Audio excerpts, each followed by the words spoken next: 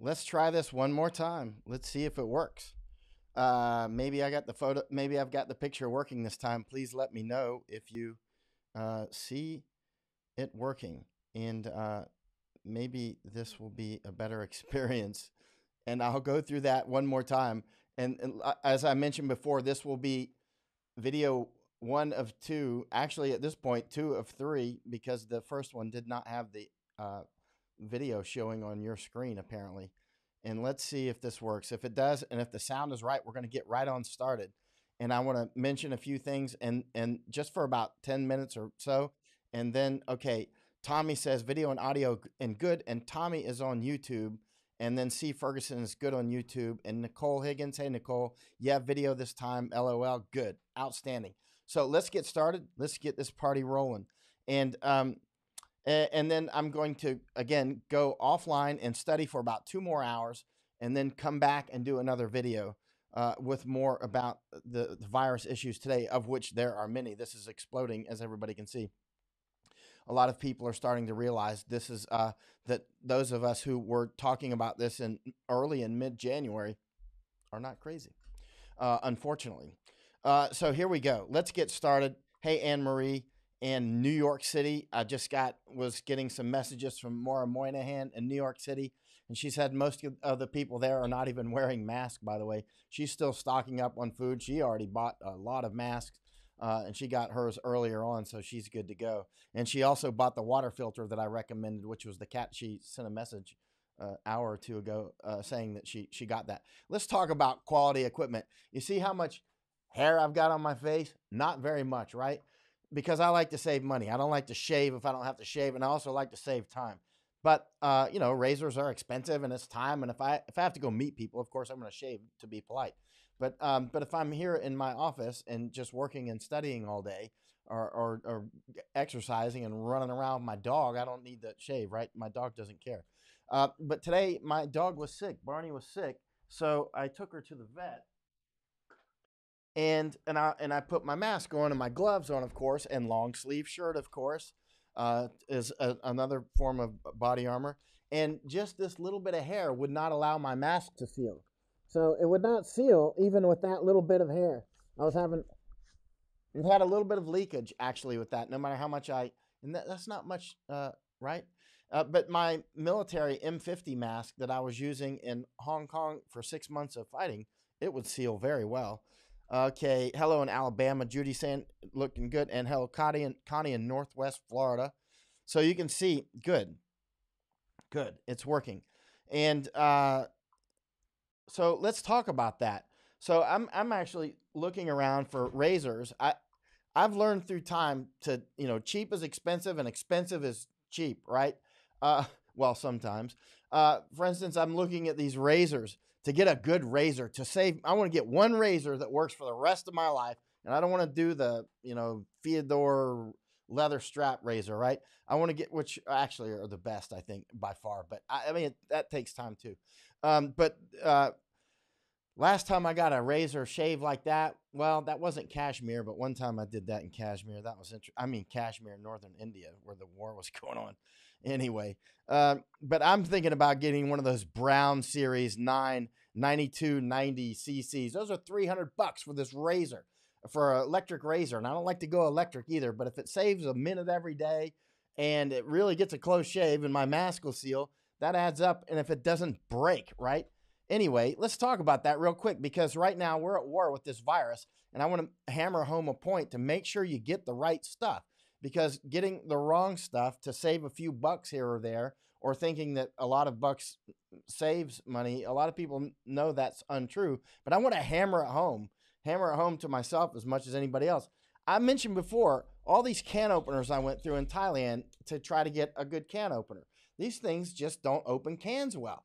You can sit here for 10 minutes trying to open a can with this thing. You know what I mean? Look at that. That looks like a nice can opener, right? I don't know, $4, $5, $6, $7. Didn't work. And this one, same thing. Look at that. It feels heavy, feels like it should work, feels like it's a quality product. Doesn't work. Feels high quality, though. Probably from China, as these things tend to be. Another one, did not work. Didn't work. Look at that. And So I scaled down and went for cheaper ones. The old style didn't work. Those things always worked at my grandmother's home, and when I was growing up, this one didn't work. They'll work, but it'll just take you like 10 minutes to open a can that should take like 15 seconds. Again, scaled down even more. Went cheaper is better. Hoping didn't work. Didn't work. This one didn't work. Tried my Swiss Army knife. This one, my Swiss Army knife will work. But it's, that's not the way that you want to get into business, opening cans with a Swiss Army knife. Swiss Army knives are great, but they're not what you want to spend your time opening cans with. It takes too long. So the two best can openers. See, how much is that? All this money right here on can openers and a huge amount of time. Check it out. So I bought this KitchenAid can opener. $20 for a can opener. $20. It has great reviews on Amazon. So I got it. $20, $19.99 or something. Man, this thing opens cans so smooth. It'll do it. All the different size cans. I mean, I want to open all the cans in my pantry just because it opens cans so smooth. And I got through that bad experience with it. You know what I mean? It's like after you've had a bad can opener experience that goes on and on and on, like Jason, the horror movie can opener. This one will just like any can. It's just so smooth. I can do it like this. I can do it, and it'll do it both directions. Y'all know you shouldn't do it the other direction, but whatever. And that one, $20, but it works, and it works like super smooth and super easy. And the other one, the cheapest one of all, is the second best, or maybe the first best. Arguably the first best, because I can carry it around. It's my old Army. It's not the one I used to use in the Army, but it's the Army P-38, or the Marines use them too, right? And I guess the Navy guys don't need them because they're on, and the Air Force guys don't need them. They have electric can openers, and somebody opens their cans for them. But Army guys and the Marine guys, see, we have to open our own cans, and this will fit on your dog tags. It's like 50 cents, man. This bad boy opens cans better than all those other ones except for the KitchenAid. And it's pretty close to the KitchenAid, but it's just a little bit slower, not much, super high quality, and it fits on your dog tag. You can't wear the KitchenAid on your dog tag because it's a little bit too big. But this one, so it's the cheapest one, is the second best or the first best because you can wear this on your dog tag. You can keep these all over your house. You can keep these in the trunk of your car. It's like no big. And and there's always the joke in the military that the guy got a Medal of Honor for killing 57 Germans with a P-38 in a hill. So right, quality stuff, man, makes a huge difference. I'm gonna go offline soon. I want to mention one other thing. People keep sending me these links about this UV zappers with the lights that go around, and they're curious how they work. That stuff's been out for a long time. And in fact, I use one right here. I mean, I got a new one. It should be in tomorrow because this one stopped working, speaking of quality. But Catadyne has agreed to send me another one free. They're sending me one free. And this one uses UV as well, right? Remember, there's different types of ultraviolet, which confuse people sometimes. And luckily, I grew up fixated on physics since I was a little kid. And so a lot of the things that they talk about are kind of second nature to me. And so, for instance, the different UV ranges, like the range that, UVA, UVB, UVC, ultra UV, all this stuff. But the one, this one works, a lot of, there's one particular range, 254 nanometers, right? That's this range. Actually, I think it's 253.7, I think is the ideal for smacking viruses and bacteria. So basically you just flick this switch. I don't have the battery in it because this one's broken. I got a new one. It should be here tomorrow. And you can just stir it in your water for like 30 seconds, or if it's a liter, like 1 minute. And the UV comes out of here at 253.7 nanometers and just smokes it, deactivates all those bacteria and viruses. And it doesn't purify the water, but it deactivates all those bad boys and it cracks them. So one of the things, those UV lights that people have been saying that China bought all those things up, the robots that go around the hospitals, they work. There's no question about it. But it's not like we can drag one of those around. Now there's different spectrums of UV. You can look it up. It's better to study offline on your own, but I'll give it in a nutshell. There's the UVC, which is the high altitude stuff that almost doesn't make it to Earth because the ozone stops it, right? We've all heard the ozone scares, which is not necessarily untrue. That lets the UVC go through, and it's very damaging for us. because the UVC, the shorter wavelengths are, what is that, between 10 nanometers and 200 or something, right? I don't remember. Anyway, I think UV, these are kind of subjective ranges, but UVA is something like, I've forgotten. It's like 310 to 400 nanometers and something like that. And anyway, and then the mid range is between about 200 and 310 or so. I don't remember. But anyway, but they're on that scale, like from 10 to 400, right? Nanometers. And especially more like 100 to 400 is where we normally talk about. But that shorter wavelength, that, like, 100 nanometers or whatever, that UVC that's away, that gets stopped by the high altitude, that range will really smoke life. And we don't have a lot of defense against that. The viruses and the bacteria don't either, because it just doesn't get to Earth because the ozone stops it, right? And so, but this at 253.7 nanometers, which I think they always round it off. I think it's 253.7, but you'll look at them, their literature. Because I look these, when I buy stuff like this, I actually read about it. I read like exactly how does this bad boy work, because that could be important for me at the moment of truth when I really need it the most. I need to know exactly how this bad boy works. And it works on, UV at 254, they say, and I think it's 253.7 as I did more research. And not that it matters. And it just deactivates, it just smokes their DNA, right? And so now, what am I getting to? Today, when I took my dog Barney to the veterinarian because she's sick, she's got the cone on her head. So she's right here. She makes noise. She's got the cone on. She hasn't quite learned how to walk with it. And you can hear her. And so I said her name, so she kind of looked up and woke up. But I go out and take sun baths, right? Sun is very good. It gets vitamin D going and makes your mood go and everything else. But also the UV that's getting to us is, it's the more the 200 to 400 wavelength arena. But especially higher than that, or longer wavelength a little. But I mean, like more, just look it up. The more 300 to 400 range, whatever. We can talk about this later. But the point is I go out and I wear these long sleeves as part of my body armor, right? Because if somebody is talking and they spit on me, it doesn't get on my skin. And we know that when this virus dries out, it deactivates it. So just keeping that little barrier, I don't have science to prove this, but we're at war. You know what I mean? Like when you're at war, you don't always go and get your little sheet metal scientifically, tested. You just like put it up and hope it stops bullets, right? But so what I do is, one of the things I do, like when I should have a box arrive tomorrow, when the delivery man brings it, I'll just sit it in the sun for like 20, 30 minutes, and I'll turn it over and set it in the sun, let it dry out, and let whatever UV is going to crack on it, right? And hopefully it'll be sunny tomorrow. If not, I'll let it stay. I'll hit it with a hair dryer. Not that I need one, but I mean, I'm just not going to, I'm going to dry it out. If the sun is out, I'm just going to set it in the sun. But actually, a lot of the UV makes it through the clouds anyway. But anyway, bottom line is study up on the UV, because we can use it to our benefit when it comes to fighting this virus. Like for instance, cleaning these little white masks. People keep talking about don't wear the mask because they're not good. They are good. Some of these medical experts that are confusing things, that are going in direct contradiction with actual studies, like from Lancet and the CDC itself, that masks do work. But then they'll say, well, you won't. People will rewear the same mask and won't clean it, and therefore it'll build up gunk. And it's like, well, sit it in the sun, man.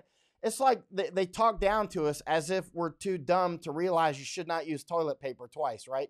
It's like, hello, we are smart enough not to use toilet paper twice. A lot of us are smart enough not to use toilet paper at all. But the point is that these masks, I strongly believe if you set them in the sun, front and back for, say 10, 15, 20 minutes, it's probably going to sterilize it. But we're in a wartime situation now with this virus, and we need some scientists to get out there and quickly do studies on this and tell us what they find out, and not take 2 or 3 years to do it. Take a week and go out there and study this bad boy and tell us what you're finding. We don't have time for meta studies. We got a mask shortage. The United States apparently has like 1% of the masks that we need. And so I will extrapolate from that and guess that the rest of the earth has like 1/10 of 1% of the masks that they need. And what will work? Maybe this will actually work. Maybe this will actually keep you from coughing on somebody, right? With a rubber band Maybe this will keep you from, when we're talking, spitting on people. What, when you spit, is it going to fly out of there? Those projectile spit that I can see in the light when I'm talking on camera. All right, let's see. I'm going to answer a couple questions, and I'm going to go off, study for a couple more hours. And Jimbo is saying, it's freezing. The picture missing the main content. Lovely. Cecilia Thompson, does pill form of vitamin D counts for us, or I don't see as much. I'm not a medical doctor or a scientist, so I'm not going to give advice on that. I will say that scientists like 100 years ago were saying that sunlight was good for various diseases. And they were saying specifically like vitamin D. They were saying that like 100 years ago. These are things that we seem to have forgot. All right.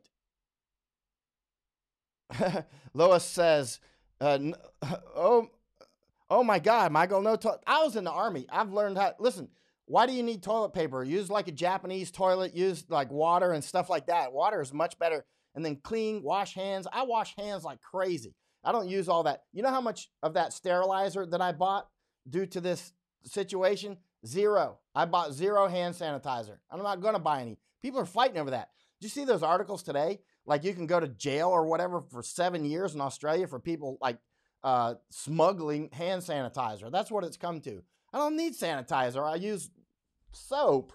I use soap and water. And I wash the way the doctors and nurses tell us to wash. Between your fingers, backs of your hands, wash your thumbs, wash your other thumb, wash your wrist.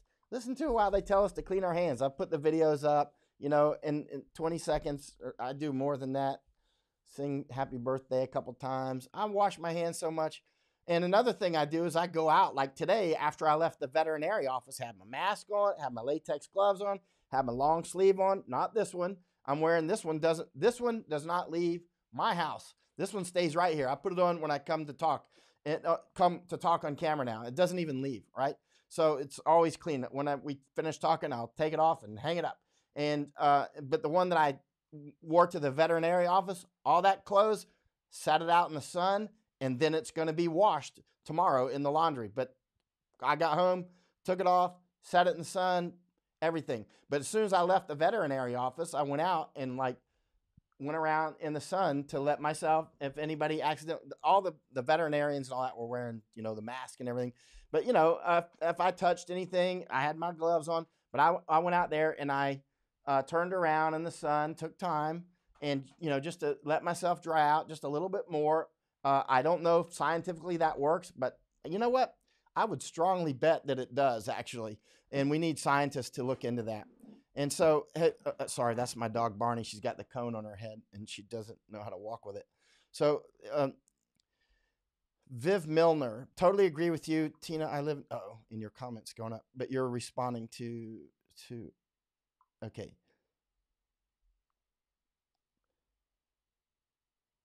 Pamela is saying it's more than just aerosol. And okay, hold on. Be careful with the airborne thing. There's different. This is a continuum, like the UV continuum. So when medical experts say so and so is airborne, we need to actually stop and say specifically, what do you mean? Because airborne can be used to mean different things by different people. Airborne, like I've got this light on when I'm talking right now, right? So every once in a while I see spit because the light's quite bright. I'll see, that's airborne, but it's going straight to the floor, right? And so that is particulate. And so that's airborne like a paratrooper. It goes straight to the floor, and then it's going to dry out and then be deactivated depending on temperature and humidity and other things, surface and that sort of stuff. But then there's on the continuum, the smaller and smaller it gets, then you can get to the point where it's aerosol, like tuberculosis aerosol, like one person can infect the entire airplane aerosol, as opposed to airborne droplets. So when people say it's only this or that, even if especially if it's a nurse or a doctor or some medical scientist or other professional who's saying it's airborne, say, stop. What do you mean? And they'll, how good they are at explaining stuff. They'll stop and they'll say, well, in this particular case, You know, but keep in mind, a lot of the medical experts are behind on this too because they're not. A lot are paying very close attention, and a lot are not. Okay, let's see. And also, thank you, Beth. And also, keep in mind, there is a latency period, and it depends on the temperature and some other uh, uh, conditions that nobody knows all the variables yet and how long this will last. You'll hear scientists say 14 days. You'll hear them say, and I'm not talking about the incubation period. I'm talking about how long it'll last on surfaces. And then they'll say, well, it depends on the temperature. If you're in a mall where there's air conditioning, it lasts. If you're out in Saudi Arabia in the desert and it's noontime and there's no clouds, it's probably going to last like 1/10 of a second. Breathe out, it's probably dead. You know what I mean? But when it comes, to being in an air conditioned mall or taking the milk out of the refrigerator and putting the milk back and it's moist and it's in that cool environment, how long will it last when you go to 7-Eleven and somebody's picking up soda cans and putting them back in and saying, oh, I'll take this one and that one. And then somebody comes in tomorrow and gets it. Is it still infectious? According to experts, I would be cautious, quite frankly. I would be very cautious. Um, and Okay, Mark and Kathy House says, Michael, spell your last name so I can look up on YouTube. My last name is Y-O-N, Michael Yon, Y-O-N. Look up Michael Yon, war correspondent and cannibal hunter, and you will be able to find it. There's 3 different pages with that for some reason. They're all mine, and it's a huge problem we're having with it. But the one that has about 3,000 or 4,000 subscribers, that's the one. Go to that one. And we're trying to get rid of those other 2 pages. These tech issues are maddening. But so we've got 3 different pages. We only want one and having a problem consolidating and that sort of thing. And all right, what's wrong with Barney and William?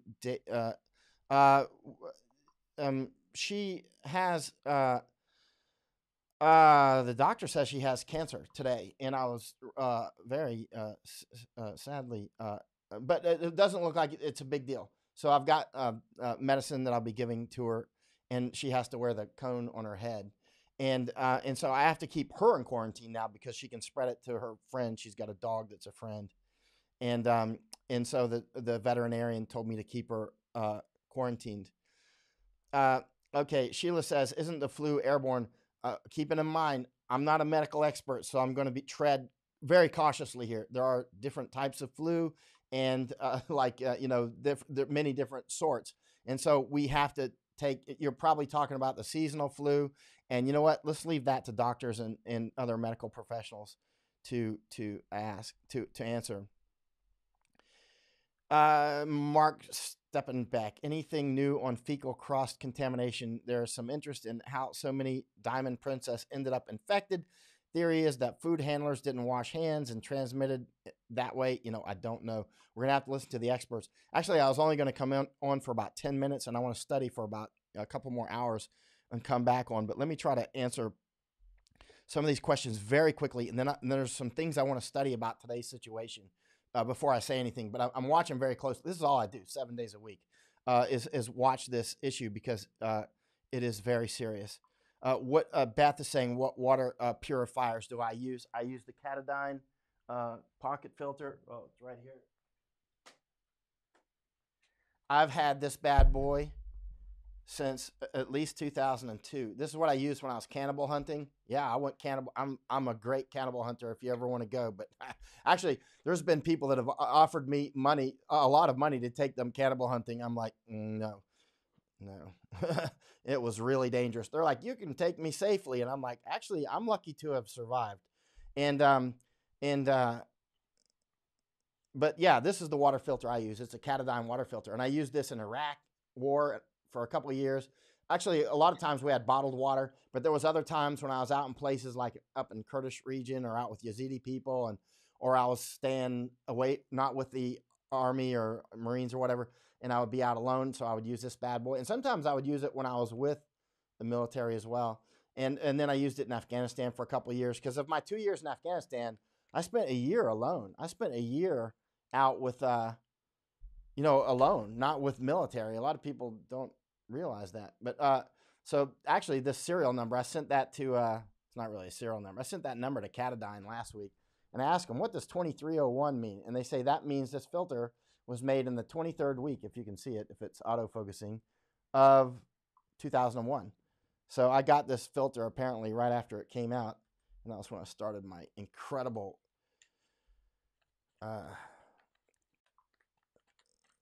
cannibal hunting. Wow, that was unbelievable.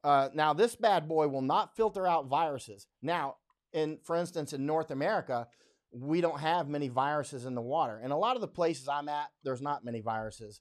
If I'm up in the Himalaya, way up there, you know what I mean? It's not, or way up, it's glacial water and that sort of stuff.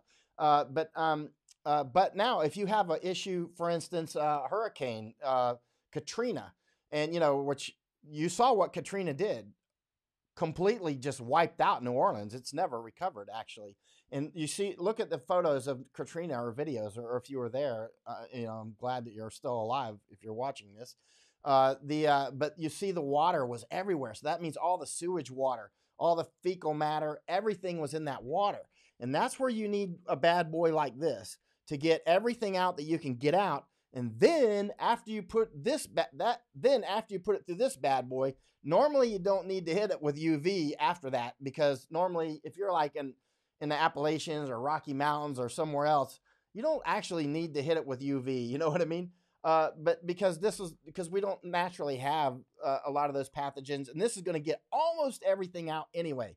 But if I were in a situation like Haiti or a big earthquake and just terrible water conditions, or Katrina, I'm going to hit it with this, and then I'm going to hit it with this.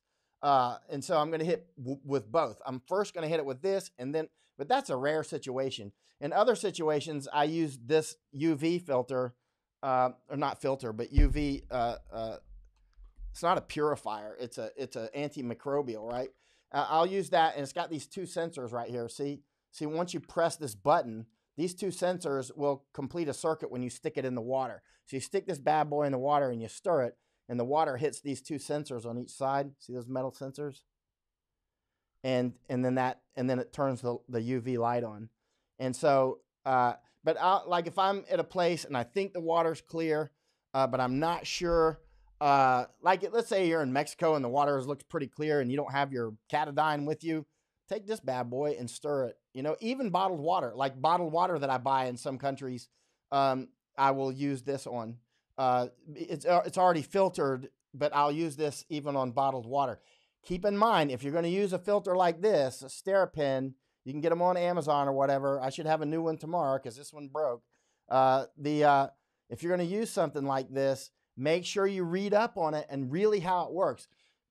Different water bottles will have different effects. Like if it's these short Nalgene water bottles, that's really, I think, the best, because if you look at how big this is compared to the height of that, you're getting down deep in there. But if you got these really long water bottles, the type I'm talking about, those really long, like 1 liter, it'll still work on those. But, a lot of the water is down at the bottom of that water bottle, right? And so this is way up here, and you can't reach down in there. I like the shorter, wide mouth water bottles, and because this bad boy can get in there and stir a little better. That's what I like, and that's what I use, and that's what I would recommend using. And why do I? Because before I do something like that, I research like crazy.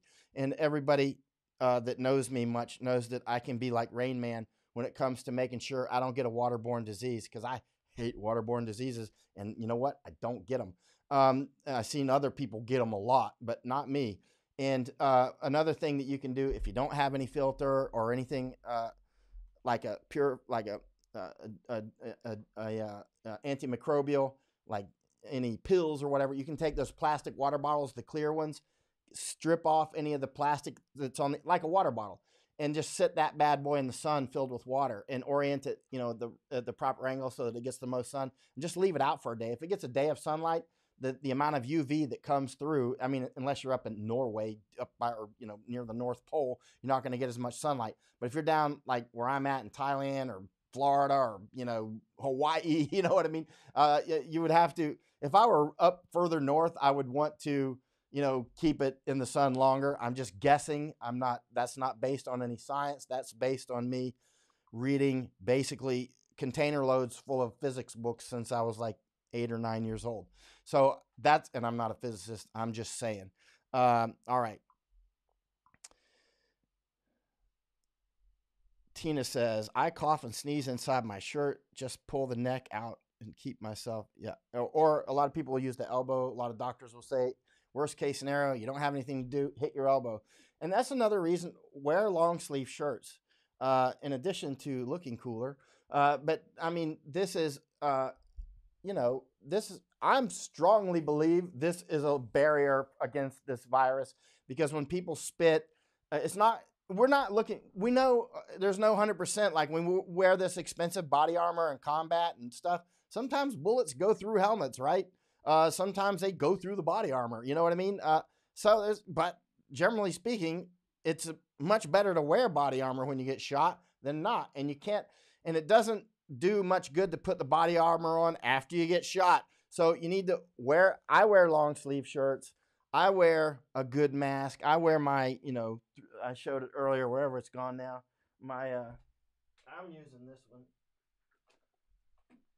I'm using this one. That's the one I like. I've used a boatload of masks, man, and this is the one I like.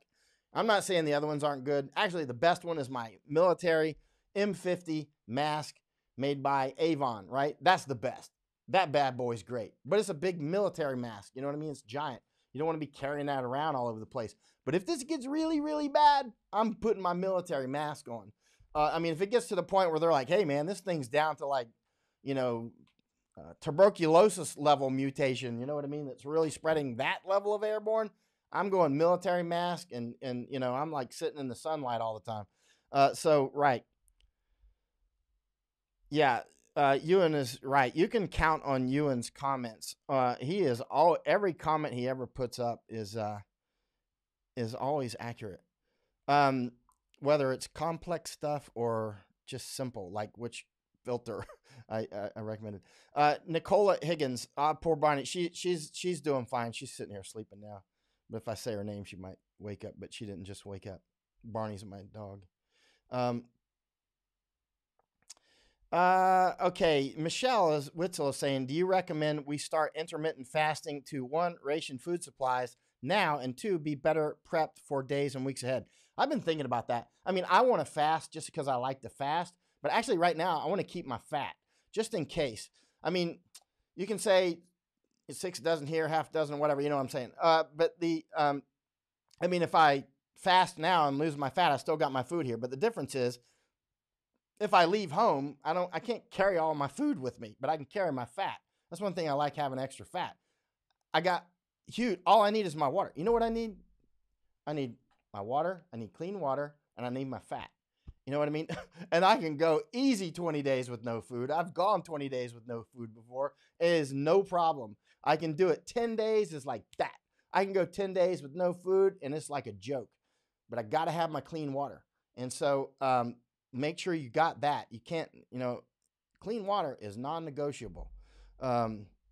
Water is non-negotiable. And then taking that one step further, clean water is non-negotiable.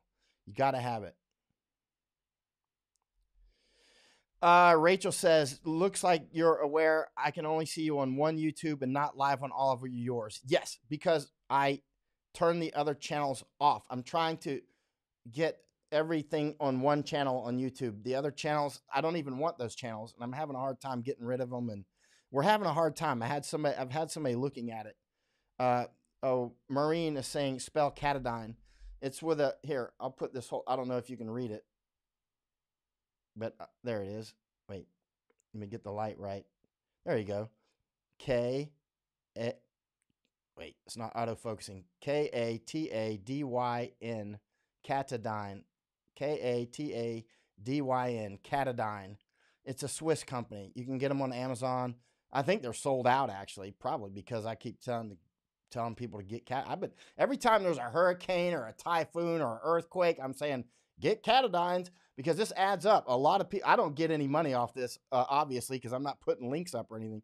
Although Catadyn is sending me a free replacement on this but not for, they're just sending it. But and I told them, hey, I put this stuff on my Facebook, and I'm going to be actually putting it up that this one didn't work.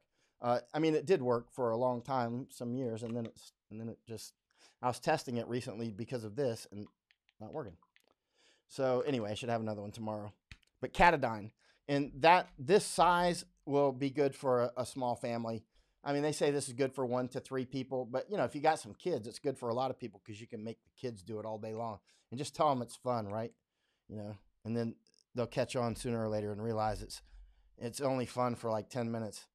And then they're like my grandmother and me snapping peas when I was a kid, That's fun for a while until your fingers start to hurt. Anybody that's ever snapped like bushels and bushels of peas, you know what I'm talking about. Have you ever picked tobacco? I have. It's not fun for very long. Charlie says, okay. Charlie says, when I first saw this, man, I thought this was a microphone holder. It looked like a peas.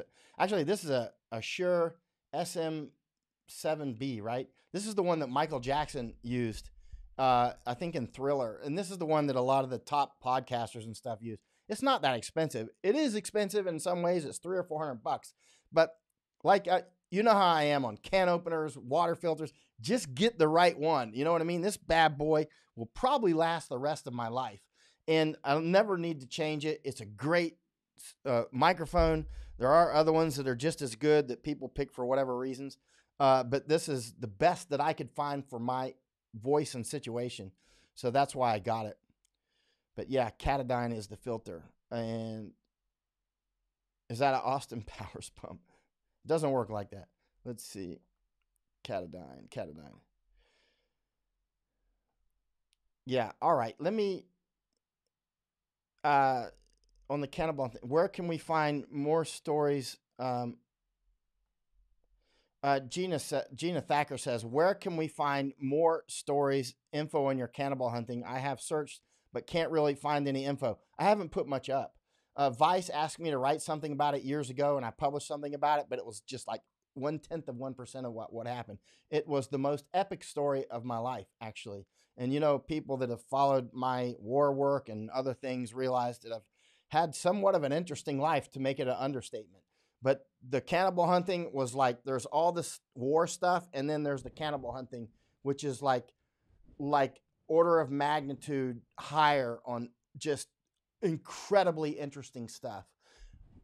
You won't believe it. It's unbelievable. It's the most incredible story ever. And it's going to take me 5 books. I've got thousands of pages of notes.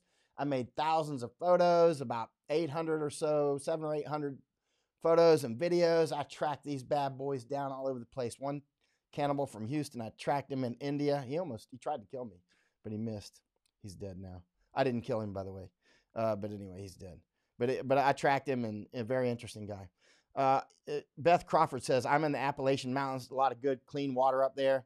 Actually, I know you're not supposed to drink the water straight from a stream in the Appalachian Mountains, but every once in a while I would do it when I was a kid, but I would still hit it with one of these.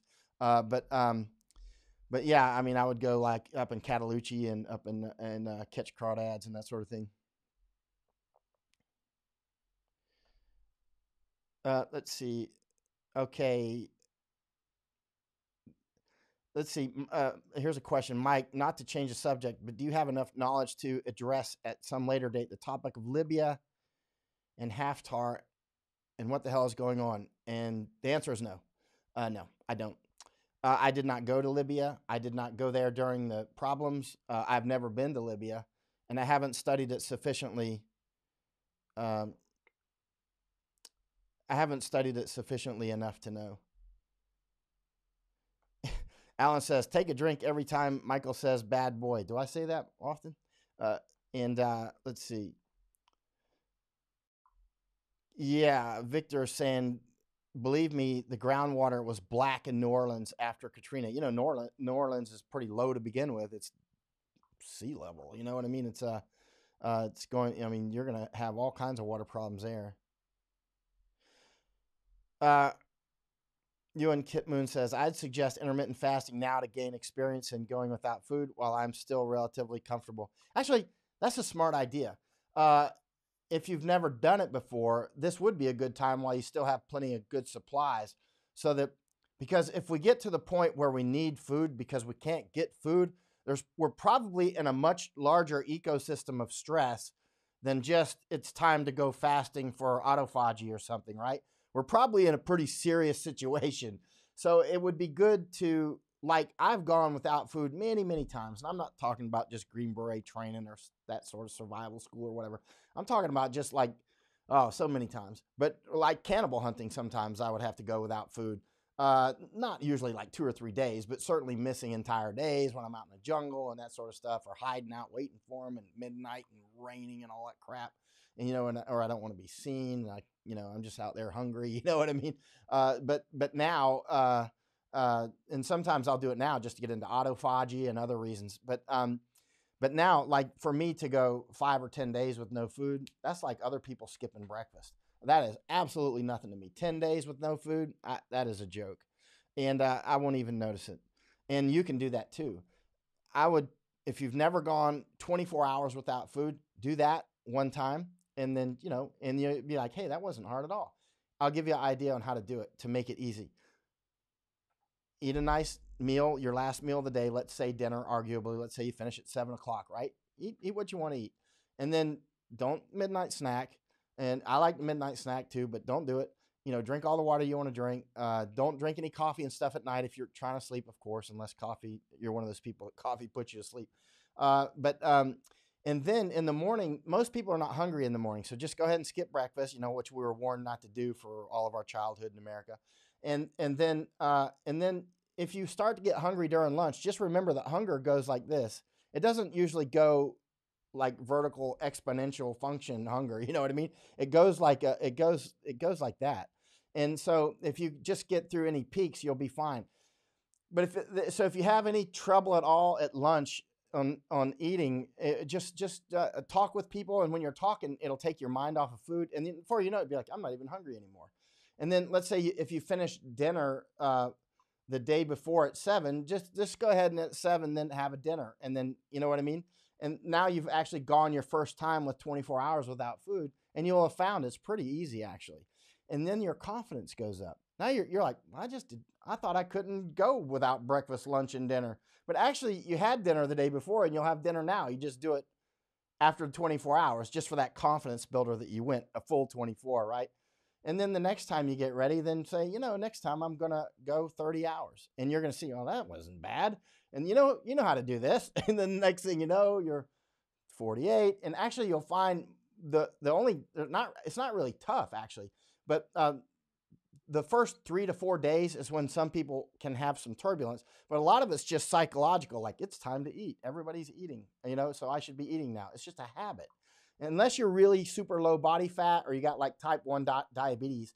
But most people can go without food, no problem, if you've got any fat on you. And if you don't have, certain very specific preconditions. And I wouldn't do it if you're a kid while you're still growing, of course. But if you're, and I wouldn't do it if you're like in your 80s or something either, unless, I'm just saying off the top of my head, I don't scientifically know that to be true. But yeah, you'll find that it's actually not that hard. And after you get through about 4 days with no food, it just gets easier and easier and easier. Now, each time I've hit 15 days, the 15th day I've had some turbulence on the 15th day for some reason. And then on times that I've went further, like 18 and 20 days, then after that 15th day, I'm good to go again. But I've never gone like full 40 days or something. I want to try that sometime, but I don't want to try it just right now.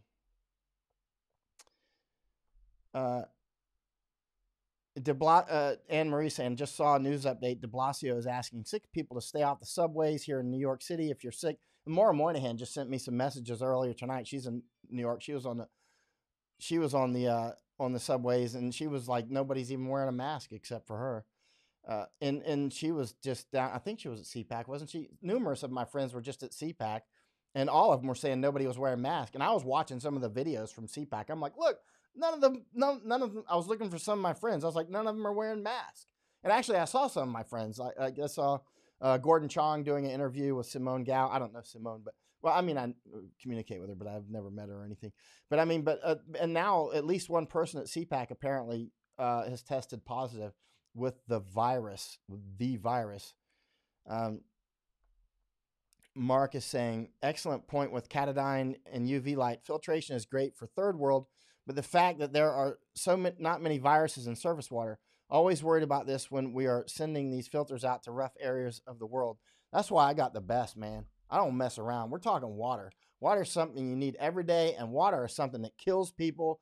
Like, by the time we've been talking right now, I don't know. It's possible that 1,000 people have died from waterborne illnesses just in the time of this podcast that was supposed to be 10 minutes, and now it's like 4 hours. How long have we been on? So it's not that long. Maybe how long we've been on? Maybe 30 minutes or so. And but yeah, water, it is non-negotiable, and people just dying all over the place. And remember, when the electricity goes out, if this virus goes really that bad and we have other problems, infrastructure often shuts off during serious epidemics and pandemics. We don't generally see that in the United States and in the West and in places like Thailand, because the epidemics and pandemics in recent times haven't been sufficiently bad. But this one looks like it will be at this point. That's the way it's looking at this time. This one at this time looks like, I'm going to guess that the United States will be relatively devastated by May. Insofar as, like, Stanford's already shut down. You know what I mean? Stanford. And, all these different places are, like, by the minute, places are shutting down right now in the United States. And across Europe, we've seen, 17 million or so, whatever, million people quarantined just in northern Italy. And we can't look at it as northern Italy. We look at this as Europe, as Asia, as the globe. It's a pandemic. The borders, nothing's stopping at these borders, as we know. It's too late. Containment's out of the question. Now we're down to mitigation. Now we're down to, if we get infected, hopefully we won't get infected with a whole lot of it that's at the same time, because it give our bodies more time to react to it. Not that I'm a specialist. I just read what they say a lot. But yeah, the filtration is huge. Cynthia Wood is saying, my brother flew his family to New York City on Saturday for vacation, really worried about them.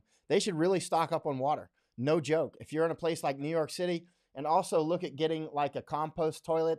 One thing that'll work as a toilet as well, if you in a bind, and let's say you're in a city and right now you want to have a improvised compost toilet, you just get like a bucket and trash bags and go buy some cat litter. Something I learned in the Army. And just use like cat litter, right? And there's better ways to do it, of course. If you get a real compost toilet, maybe get them on Amazon probably, and add sorghum or whatever they put in those compost toilets that are because people are learning how to do it better and better as more and more millions of people use these bad boys.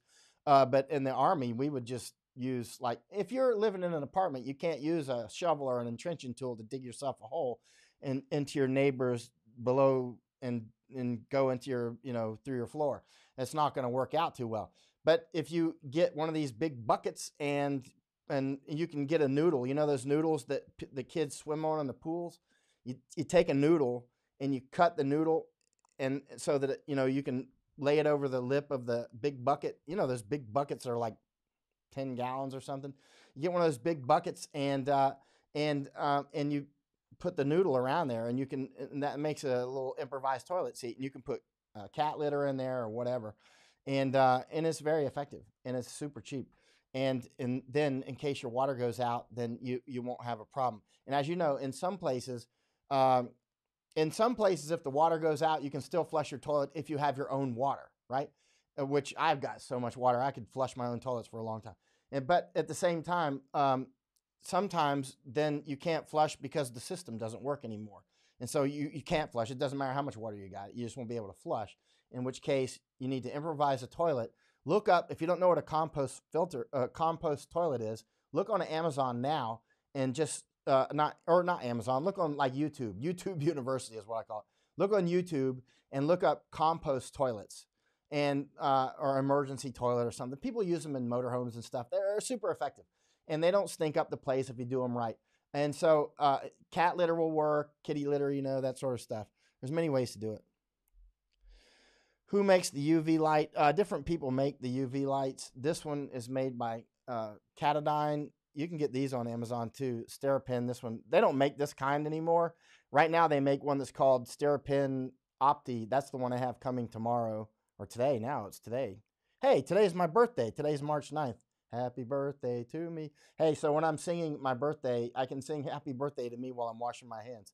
And so actually, one time I forgot my birthday when I was in Green Beret training. I put this in my first book, Danger Close. I was out there. We were in Green Beret training, which was kind of hard, And but we got a mail call one day, and the mail comes out, and there's a card from my grandmother, like "Happy birthday," and I'm like, "What? Happy birthday? It is my birthday." I was in Green Beret training. I was my 19th birthday. Some people are like, "You couldn't go to Green Beret training when you were 19." I was like, "That's true. I went when I was 18, and I graduated when I was 19." That was a time when they let young people try out, which has happened a few times in history. Okay. Okay. All right. Let's see. Oh, many. I'm looking for any questions that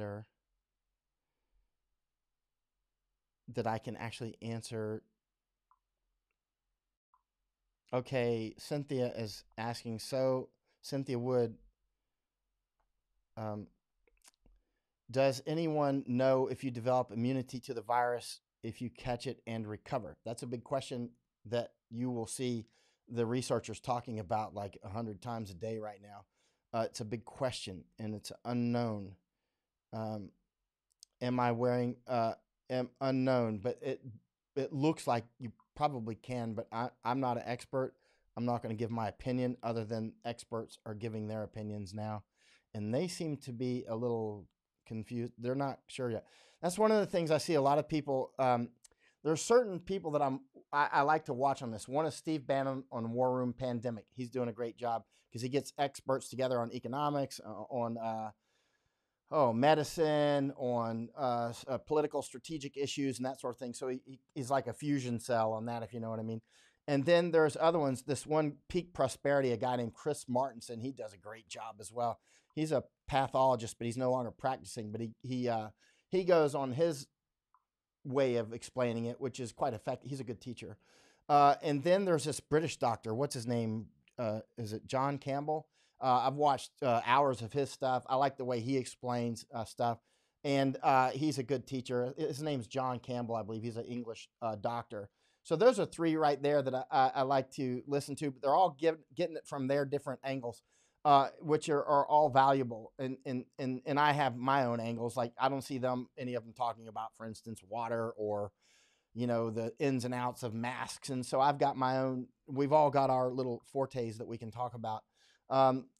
One thing that I've noticed that almost everybody is doing, including Johns Hopkins and CDC, and the best show overall, I would say, is Steve Bannon's show, and then Dr. John Campbell, the English, and Peak Prosperity would be tied for number 2, but still really worth watching. But what everybody's doing is they'll put out these Chinese numbers and go, oh, but they're not true. I saw BBC do it today, right? And they'll go, here's the Chinese numbers, but we know those aren't true. Okay, stop saying them. You know what I mean? Really.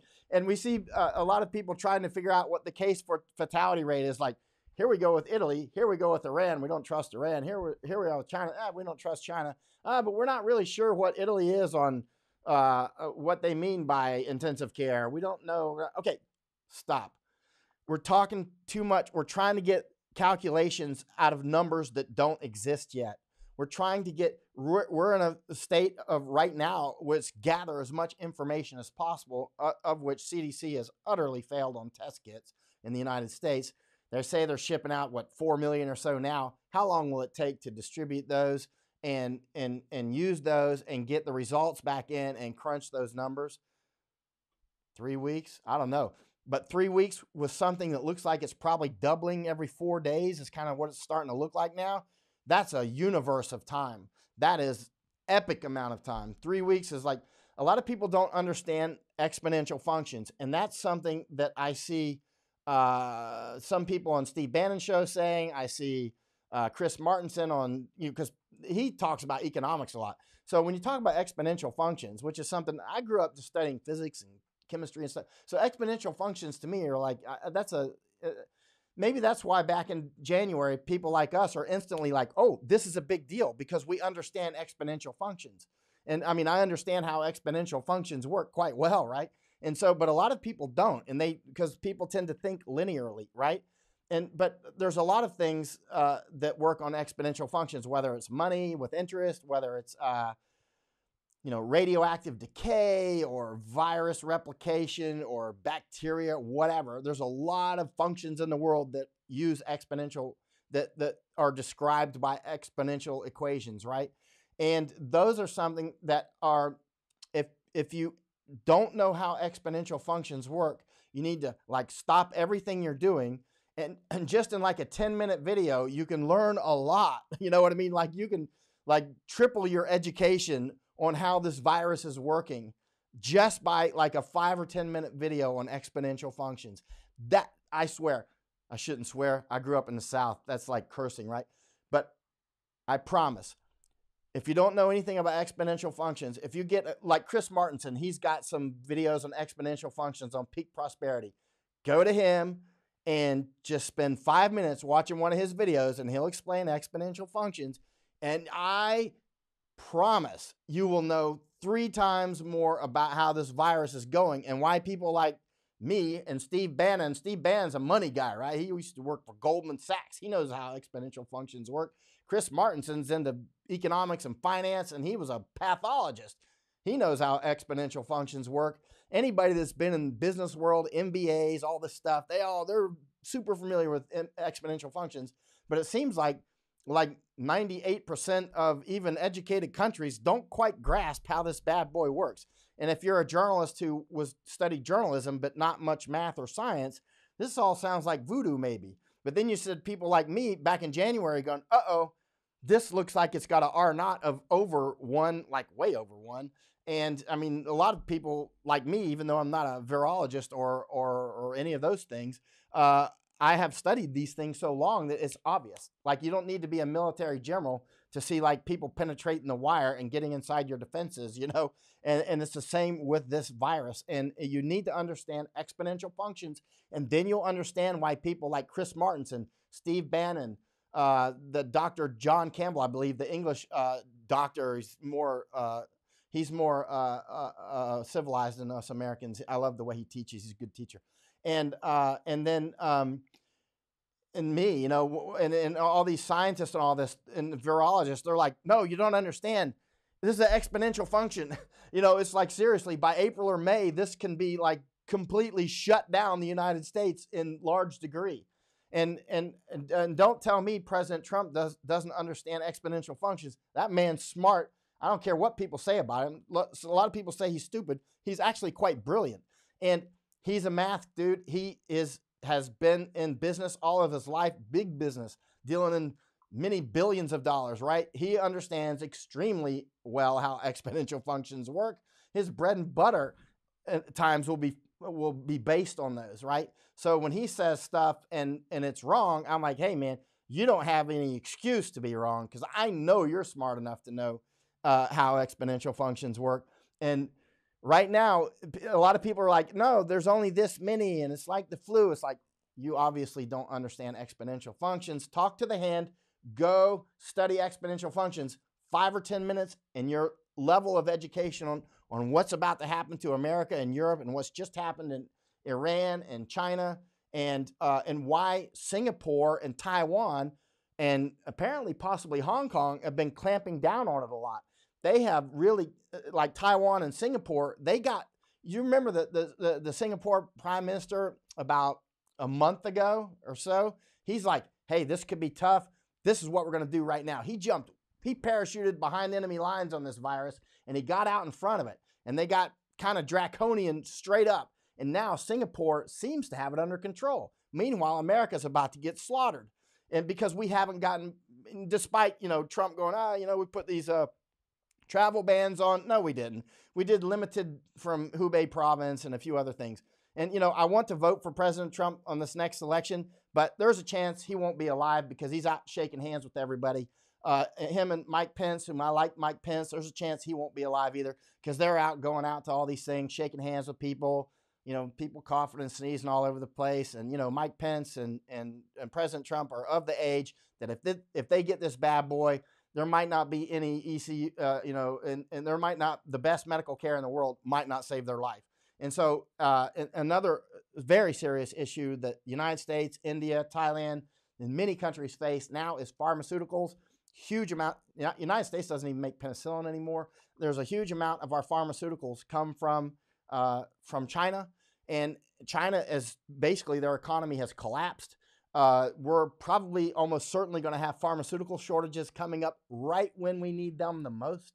You get how all these things are starting to come together at once, all these curves, right? You know, pharmaceuticals, we're going to be short on medicine right when probably the time in American history that we need it most, even more than the Civil War.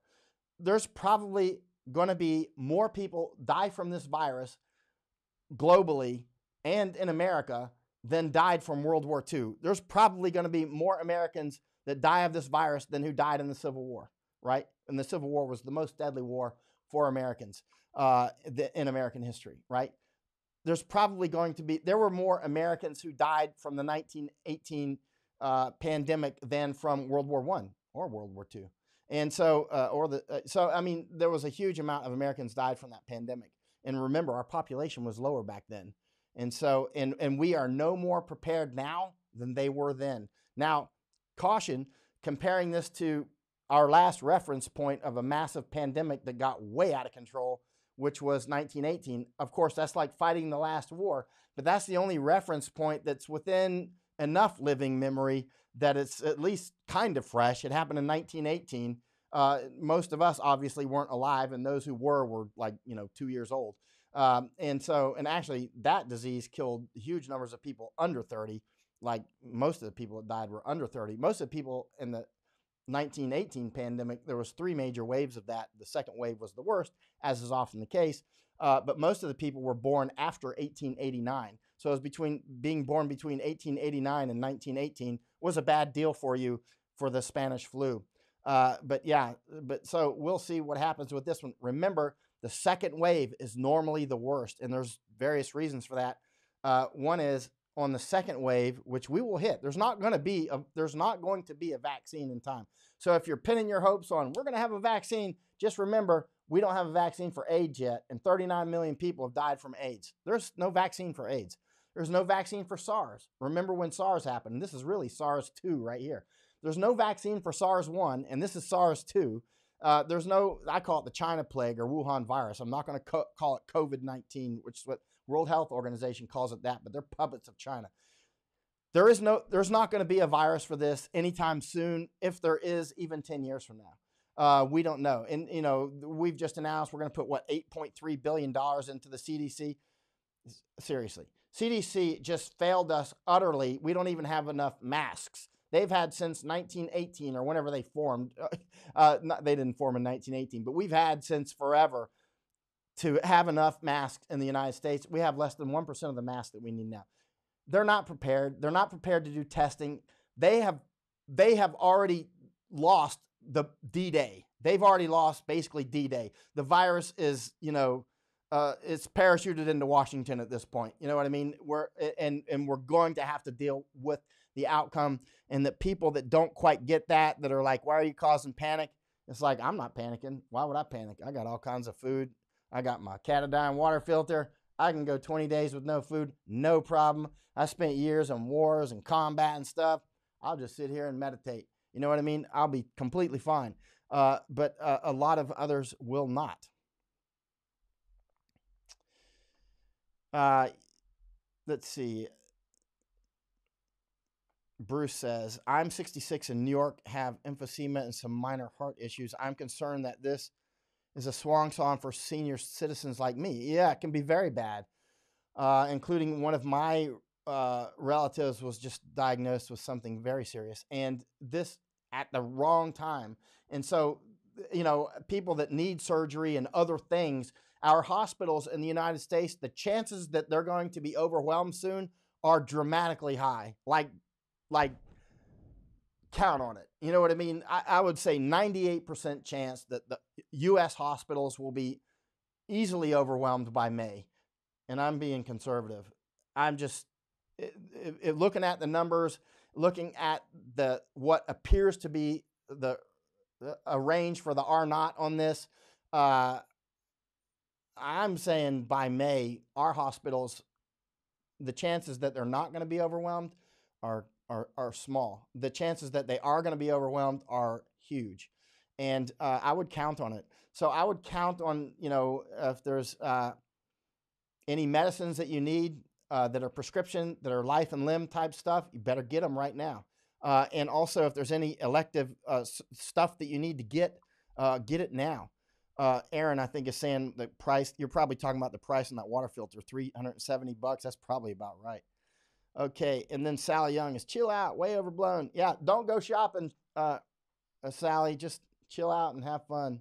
You'll be hungry soon. And the people that are like, hey, everything, it's all overblown, that's why other people need to make sure you're buying ammunition now. Because remember, when Katrina hit and the people that weren't prepared had no water, had no food, had no self-discipline, and had a criminal mindset, what's the first thing they did? They just go take it from the smaller people, right? That's what they do. Stock up on ammo if you're American. I know that hurts some people's feelings to say that. Stock up on ammo because there's a lot of people that are going to come and take your lunch money. And they're bigger than you and you're outnumbered. Yeah. All right. Beth Crawford, my dad is Army vet 86, but caught heart issues. He's on oxygen, and I added extra DNC and B complex to his routine. Other thoughts? Absolutely keep him away from, like, when you go to see your father, keep him away. Isolate him. If you're in the same home, make sure he's got his own toilet. You don't use it. Nobody in the family uses it. And stay away from him. Wear a mask when you see him. Make sure he's wearing a mask. Make sure that get a Tevex suit if you can, which you can get on Amazon if they're still there. I got mine. Make sure that we've got our barriers up, whatever barriers that we can use. Masks, goggles, of course. I use my Oakleys wherever they're at, and you can use goggles or even better, and mask, of course. Latex gloves. Some people are allergic to latex. You can use nitrile gloves or other gloves, and just make sure that everything you're thinking. How would a virus think? Because a virus is, they're very persistent. As Chris Martinson would say, the honey badger virus. They're like squirrels, they will find a way. Matteo Rizzi is saying COVID-19 China plague is hitting pretty bad over here in Italy. People aren't taking advices seriously and keep gathering to social events, pubs, restaurants. Nobody wants to stay indoor 2 weeks. Even that means a slowdown in the infection. Oh, yeah. And the one way that we can stop all this, like what's the United States military going to do? Already a U.S. sailor in Italy apparently is tested positive. We've got thousands of people on our aircraft carriers. We got submarines and ship. We got hundreds of submarines and ships and aircraft carriers. Right. We saw what happened on the cruise ships. We've seen through time, not just now, but through epidemics, pandemics in the past. Ships end up being plague ships. There's a reason they're called plague ships. Indonesia is looking at putting people on Galang Island. I think they're going to take them out on an island out near Singapore area. I looked at it on Google Earth today. Of course, Singapore's got if you're an archipelago, if you're a country like Philippines or Indonesia, of course, you got all these thousands of islands. You can think of places to quarantine out on the island, which is a great idea. I looked at that island today on Google Earth. It's only got 2 bridges. Put military on the bridges, and keep people on the island. But at the same time, I looked at it and I'm like, well, I know how these countries work. This island is very close to other islands. People will be getting on boats constantly. I know how this goes. You'll have to have the Navy out there and being very serious about quarantining people. Aaron said, didn't they just quarantine like 16 people in the north? She's talking about Italy. Yes, they did. And James is saying, do I want to sell my Sennheiser? No, I'm going to use that for other things. But the Sennheiser is very good. Bye, Dana Dean. You're probably gone already. No. Okay, Steve is asking, once filtered, do you have to boil as well? Let me ask you something. I'm going to turn on my air conditioner, and you tell me, can you hear this air conditioner after I turn it on? Because if not, I might leave it on sometimes. With this microphone, it might not pick it up. The Sennheiser would definitely pick up that, and it would be too loud. But okay, after you filter with this bad boy, Catadine, yeah, I do say bad boy, don't I? You probably will not have to filter in almost any circumstance unless it's something like, Katrina and the cities, like sewage everywhere, and then I would definitely boil it. Even I would filter it first, and then I would boil it if it's in a situation like that. But if it's in a situation like you're getting water out of a water stream, or you're getting it out of, it looks clean and clear, and there's no other circumstances like sewage everywhere, then I would just use this. But if it looks like, but when I'm in India, I will sometimes use both. When I'm in a place like India, sometimes I'll use both. Or sometimes I'll just use that on a bottled water if I buy bottled water. But this is my ultraviolet light Sterapin from Catadine as well, and this is also Catadine. Sometimes I use them both. Sometimes I use one or the other depending on the circumstances, which I've described earlier. But yeah, certainly boiling will kill all the pathogens. Keep in mind, if you're at high altitude, like super high, you need to check that and check what pathogens are in that area and how high you're at in the boiling, because the water boils at a lower temperature at the higher altitudes. And also, it helps to have a pressure cooker if you're at higher altitudes, because it takes so much more energy if you don't have a pressure cooker, because for physics reasons, it takes a lot more energy to cook if you're at high altitude if you don't have a pressure cooker. So if you're at high altitude, you should have a pressure cooker anyway. You should have a pressure cooker anyway. But if you're at high altitude, you should definitely have a pressure cooker. And let's see if people are saying that they could hear that. What is the name of that filter again? That is a Catadine pocket filter. And Sonia's saying, nope, can't hear the air conditioner. Well, that's great news for me. That means I can have it on when it gets summertime. And otherwise, I was planning on being here sweating all the time in summertime. But if you can't hear it, that's a good reason to have this Shure microphone instead of the Sennheiser. But it's a Catadine. It's a great filter. I've used this since at least 2002. I used it in years in wars. I used it in cannibal hunting when I was cannibal. It can be used as a weapon because it's really solid. I'm serious, man. I almost whacked one of the cannibals with it one time. It would really be an effective weapon. I don't know how many shots you could get out of it, but I know one thing. That one first shot would certainly be effective. I don't know if it would stand up to another shot, and I'm not willing to take a $300 or $400 chance to test it out on a punching bag or something. Okay. Sandra says, no AC noise. Good. Okay. Donald is asking, Donald Babadelier, question, how the heck do we source regulated meds after pharmacies turn people away? I'm not worried about myself, but the elderly well, that's the problem. You're not going to. They're not going to be there because in the wisdom of our government, facetiously, we have moved a huge amount of our critical manufacturing to China. And we're not the only country that's stupidly done this and basically put our medicines in the hands of Chi-Nazis, as Hong Kongers call them. And they have certainly earned that name many times. They're worse than Nazis. People that have studied China very much. Like, I've written 3 books on them, right? 1, 2, 3. These are in Japanese. This one just came out last week. This is my 3rd book on Chinese information war. You should buy it if you speak Japanese. Buy this book if you speak Japanese, right? Because it's written in Japanese.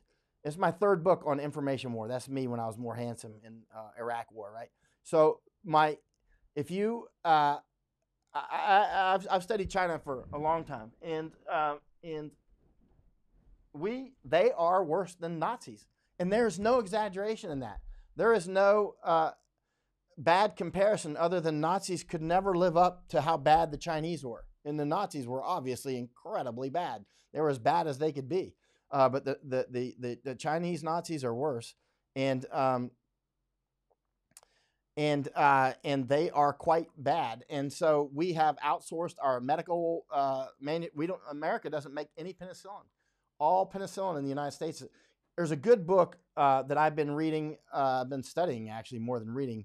It's called China RX, like China Prescription.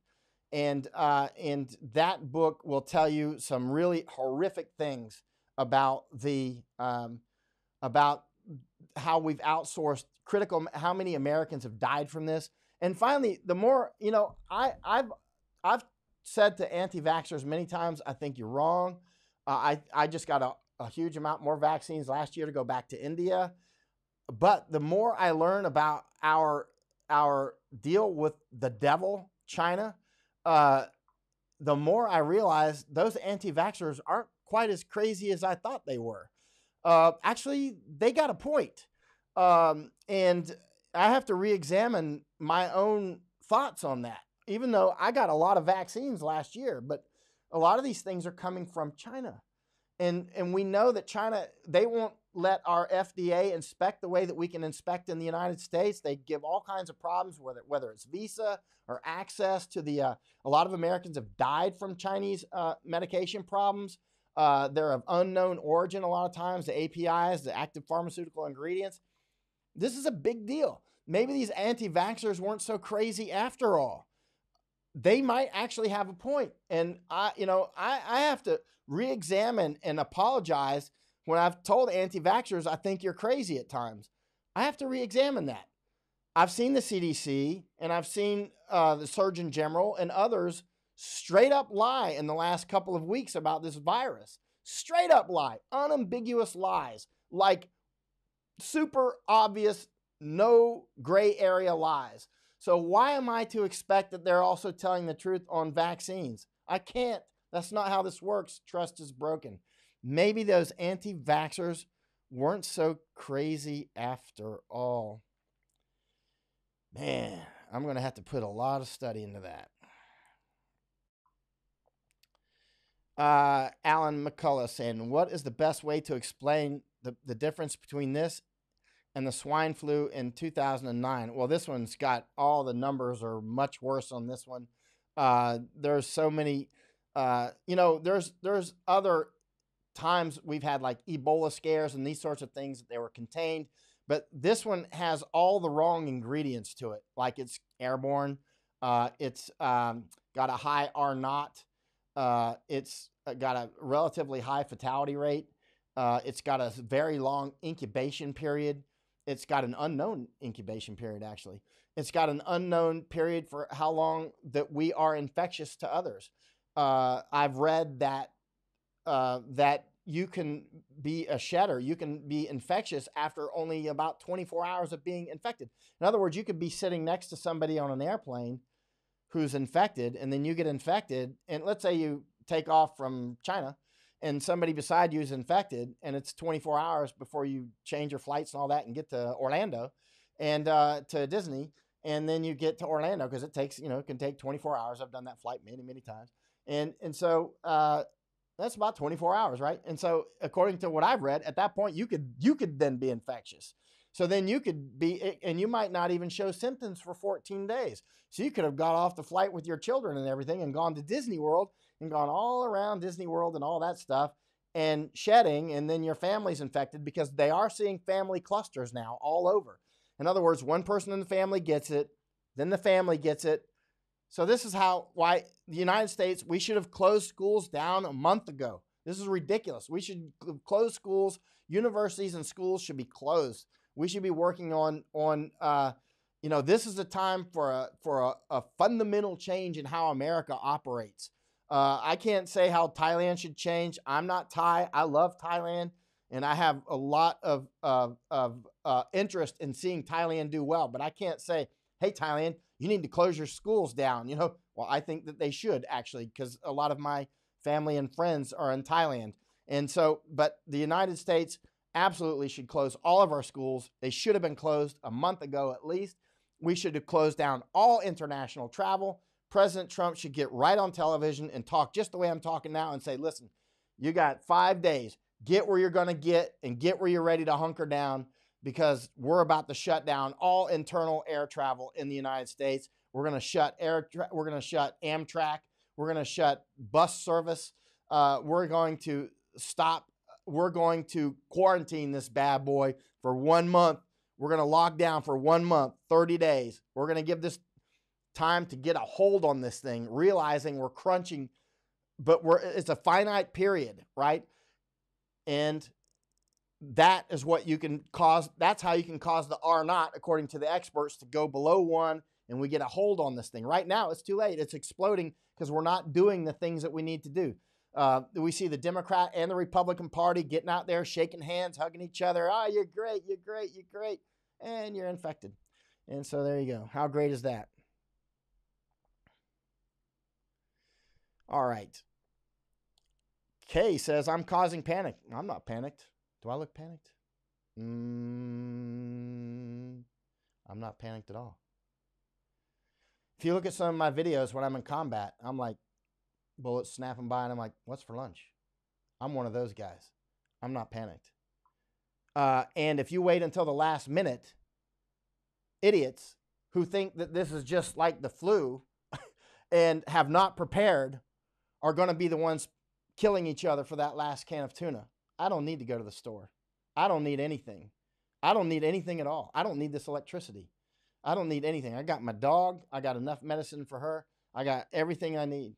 I don't have to leave here for probably 9 months. I could probably stay in this room for 9 months. Do I look panicked? I got a lot of books I can read. I love to read. I'll practice photography. Yeah, I'm very prepared. Yeah, we have to. I saw somebody today on another Facebook page, and somebody, he was talking about, American. Look how much ammunition Americans are buying, and somebody's like, "What a shame!" Americans are buying as if that's a shame that Americans are buying ammunition, anti-gun guy. And I was like, it is a deep shame for America that people are buying ammunition at this time, because they should have already had it. You should have already had it. Why are you panic buying ammunition? You should have had it. You should have had the ammunition. You shouldn't have to panic and go buy ammunition. And remember, never shoot your last magazine. Never, unless it's like, enemy in the wire, right? You know what I mean? Always save ammo. Never go home from the range with no ammo. Never, like, you see people go to the range like with 1,000 rounds and like, oh, I'm out of ammo now. It's time to go home. You got any ammo? No, I shot it all. It's like, what? You shot all your ammo at the range? You don't have any ammo at all. It's like, no, I got to go back to the store. I'm like, what kind of nutcase are you, man? You shouldn't have a gun. You shouldn't have a gun because you don't know you should never have a gun without ammunition, right? Seriously. If you're buying ammo right now, you're way behind the curve. You should have bought it a long time ago. And because there are going to be people who do panic, remember what happened. Law enforcement is not going to be there for you. We see it over and over and over in the United States. In some countries, it doesn't matter. In some countries like Japan, you're not going to have hordes of, enemies out on the streets doing zombie stuff, killing and raping everybody, because they don't do that in Japan. They're going to help each other, right? In some countries like the United States, 98% of us won't do that. Or maybe less than 1% will. And that 1% is incredibly bad. And law enforcement is not going to be ready if they're sick or they're infected or they're in quarantine, and you call 911 and nobody answers, and you get a recording at 911. Well, guess what? You are 911, right? You're 911. That's why when foreigners tell me Americans shouldn't have guns, I'm like, listen, man, shut up. There's 3 types of people that shouldn't tell Americans they should not have guns. One is British. British should not tell Americans they should not have guns, period, ever. My grandfathers fought in the Revolutionary War. Come and get it.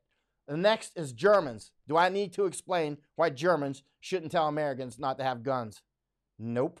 And the next is everybody else. I don't care about your opinion about America having guns.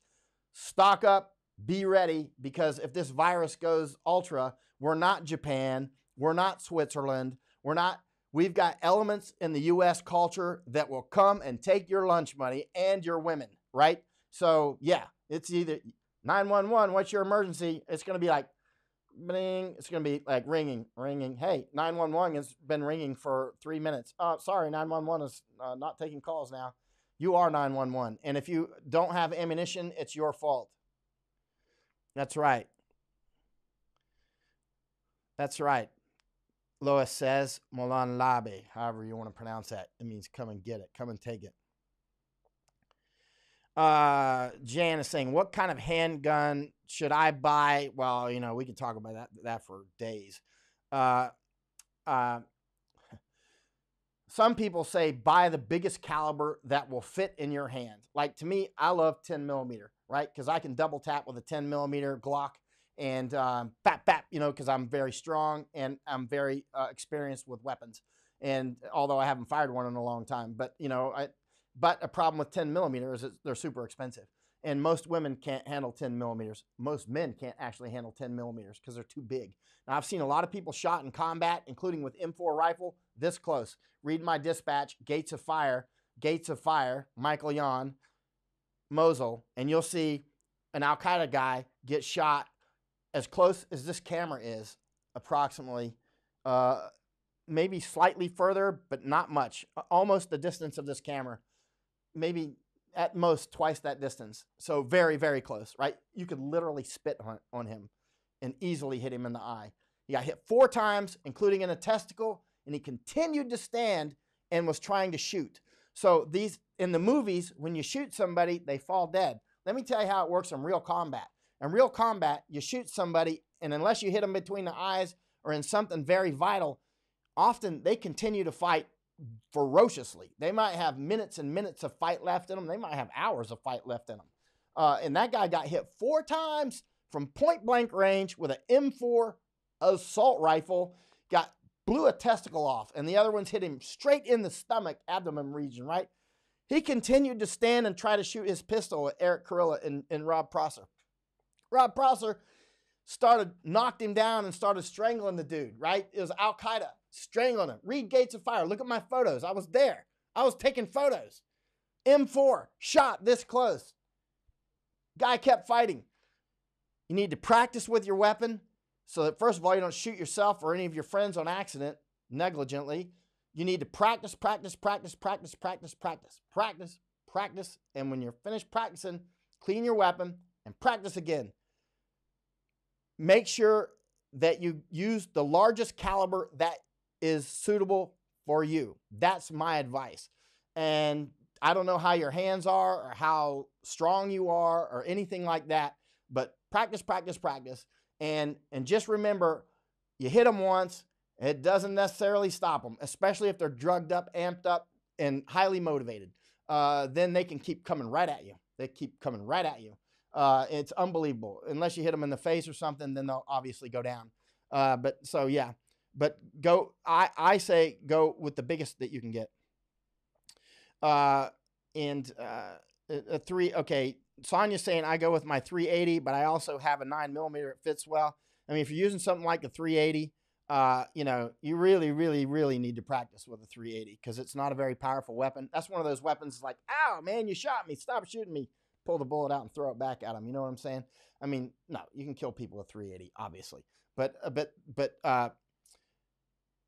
the fact is, practice is vital. And remember, if you're actually shooting at somebody in combat, you're probably pretty amped up yourself. You're probably not like, you know, unless you're playing sniper guy up on a hilltop somewhere, you're probably, if it's close combat with a pistol, if you're shooting at somebody with a pistol, it's probably super close and it's probably a last ditch effort. Like, I would never be shooting at somebody with a pistol unless it was super self-defense. You know what I mean? Like, if I don't need to shoot with a pistol, I probably wouldn't be shooting at all because I've probably got enough space to get away. You know what I mean? Because my first deal is going to be to try to get away, unless I'm in my house, in which case I'm going to make a decision and may probably defend my ground.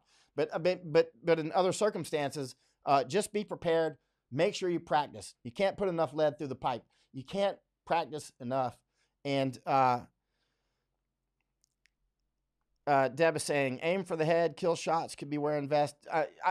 You know, if you practice enough, your options are much, much higher. But even if you're a special forces guy, Delta Force, SEAL guy shooting all the time, or you're one of the guys that hits the range like 4 times a week, uh, then you're much more comfortable with your weapon, and you know where when you pull the trigger, you pretty much know what you're going to hit because you practice so much. But most people don't have that skill level, right? So aim center mass, aim center mass. You don't know if he's got body armor or not. Aim at the biggest part of him you can get. If only part of him is sticking out from the cover and he's shooting at you, shoot at the part you think you can hit. You know, if his foot is hanging out from the cover, try to shoot his foot. That sort of thing. Yeah. But Cheryl says my husband's M19 or 1911 is very fave, and he wears it everywhere. 1911 is totally great weapon. I mean, that's one of the best pistols ever made, period. And you know why the United States military went to M1911? It was made in 1911, right? That's why it's called 1911, right? It was because we were using those 38 caliber. Our military was using 38 calibers and shooting people with them, and they wouldn't go down because 38, you know, 38 will obviously kill people, but it's nothing like an M1911. 1911 will put them down, but you still have to make sure it's a proper shot. And M1911 is far more powerful than a 38. A lot more stopping power. Not to get into stopping power and all that stuff, that gets complex. But the main thing is, I would get the largest caliber that you're comfortable with, and then practice. And remember, like with me, I put, oh gosh, I don't know, 100,000 rounds through maybe 22 pistols, right? A lot. I mean, easily many tens of thousands of rounds through 22 caliber pistols, right? So for me, a 22 caliber pistol in my hand is very deadly if I've had a chance to practice with it a lot. Like I haven't practiced in years, so right now I'd probably be, you know, shooting all over the block. But when I'm practicing a lot with it, and I'm like, bap, bap, no problem. You know, I can put 2 shots right in the size of this camera lens, like instantly, like bap, bap, no problem. You know, but that's when I'm practicing with it thousands of rounds per week. But now I haven't been for a while. So for, you know, like Delta Dawn or Sally Seal or whatever, right? You know, Green Beret Greg, all these guys that are shooting a lot, then a smaller caliber is fine. That's why you'll see a lot of SEALs and Green Berets and Delta guys. They'll be like, no, we like 9 mil. Some of them will say, because we can carry more ammunition with it, and we're such great shots that, you know, we don't necessarily need the extra power because we know when I pull the trigger, I'm going to probably hit him. You know what I mean? But that's a much higher level. That's like that top 1% of 1% of shooters. But most people, I would say, you know, larger caliber is better. I don't know what myth you're talking about. Let's see. Ashley is asking a good question. Why would electricity fail? I'm clueless. I want to believe none of this is going to really happen. It may not happen. You have 2 young children. I would plan that it will happen. Why would electricity fail? As it has done in other epidemics and pandemics. Remember, there are epidemics and pandemics all the time, every day, all over the world. Infectious disease experts are constantly out there in different places dealing with this, but they're usually not so huge that they're of this scale. Like Ebola was quite localized. It was very deadly. It was for our heroic medical people who went in there and the scientists, it was super deadly. But luckily it was quite localized, and part of that was because they got in there and were able to get it while it was, you know, containable. But and it didn't have, anyway, not going, but the point is once these things get really big, then you have a breakdown of the social structure. Because, for instance, let's say somebody gets sick at the power plant, somebody gets sick at the water treatment facility. What are the chances that somebody's going to get sick at your electric company and they have to start quarantining buildings and people? Stanford just closed down. Stanford University just closed. You're going to see so many offices closing across the United States in the next week. In the next month, it's going to be a huge amount. It is very, very possible that electric companies and whatnot they'll just stop going to work. This is why I think the U.S. military right now is really, again, way behind the curveball. I've been watching them today. They're just like, what are we doing? We've got hundreds of ships out there, for instance. Every one of our military people should be like dressed like this is chemical warfare time. We can't afford to get them sick. We can't afford them to be anywhere downtown in Italy or Germany or anywhere else. We need to have all of our military people doing military stuff right now, like even away from their families at this point, as if this is a war. This is a war. And what happens when several people on a submarine, or just one person, they've been out to sea for 2 weeks, and then one person realizes he's infected and he's been on a submarine for 2 weeks, right? And what happens when like 20 of our submarines are like that? Well, all 20 submarines have to come back in, and now we got 20 submarines that aren't defending the United States, right? Now all of a sudden we got aircraft carriers sitting in dock empty, right? That's where we can get to instantly, and we can get to that with power and water super fast. It can happen within the next couple months. Super fast. I mean, this is exponential. If you don't understand how exponential functions work, if you spend 5 minutes of your life, write it down, exponential function. Just 5 minutes of your life, go onto YouTube and look up Chris Martinson. He's a good one on peak prosperity. There's a lot of people teach exponential functions. But just 5 minutes of your life. You don't have to learn how to calculate them yourself. It's not important. But if you learn how they work, then you'll go, oh, that's why Michael and Steve Bannon and Chris Martinson and Dr. John Campbell, the Englishman, and some others are going, because we understand how that works. And you don't have to be an infectious disease expert to understand it. I'm coming at it from just having studied science since I was a little kid, like 8 or 9 years old, just enthralled with physics and chemistry and that sort of thing. And so the idea of exponential functions is like, it's like I'm as familiar with that as I am with my water filter. I know how to use my water filter. I know how to clean my water filter. I know when I need to use this one. You know what I mean? It's second nature to me. And exponential functions are too. That's why back in January, people like me and some people like Steve Bannon, Steve Bannon doesn't come from a medical background. Steve Bannon comes from a finance background. That's where he gets, and he was a naval officer. So he comes from a realistic background as well. So, I mean, when you come from a finance background, you will understand how exponential functions work. Anybody that you know who has an MBA understands how exponential functions work. I read a lot of books on MBA stuff years ago. I've read everything in the book. You know, I mean, if I can stick it in my head, I've done it. And I would be reading right now if I weren't talking about stuff like this. But exponential functions are vital to understand why people like me are saying, go get your food. You didn't buy your ammo yet? What's wrong with you? Seriously, go get ammo. Get your food. Get your water filter. Electricity really could go out. So make sure you have propane, butane, or whatever you might cook with if your electricity goes out. Make sure that you have the ability to use your own, like if my toilet stopped working, it's no problem. I got plenty of cat litter. I got everything I need. You can look on YouTube and look up compost toilets, or like improvised toilets. Look up preppers, all those people that people make fun of for all these years, preppers. I'm a prepper. You should be a prepper too, right? Dr. Prepper.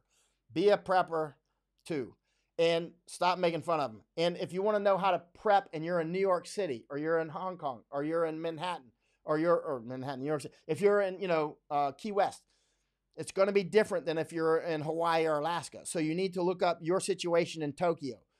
Everybody's situation is different based on, like, people that live in an urban environment have different prepping needs. If you live out in Alaska, you don't have a lot of toilet problems, right? Except if it's wintertime. If it's summertime, no problem, right? I mean, if you live out in the boonies, right? But if you live in, on the 100th floor of an apartment in New York City or Tokyo or something, you can't just go out in the hallway, right? And you can't just go dig up the park.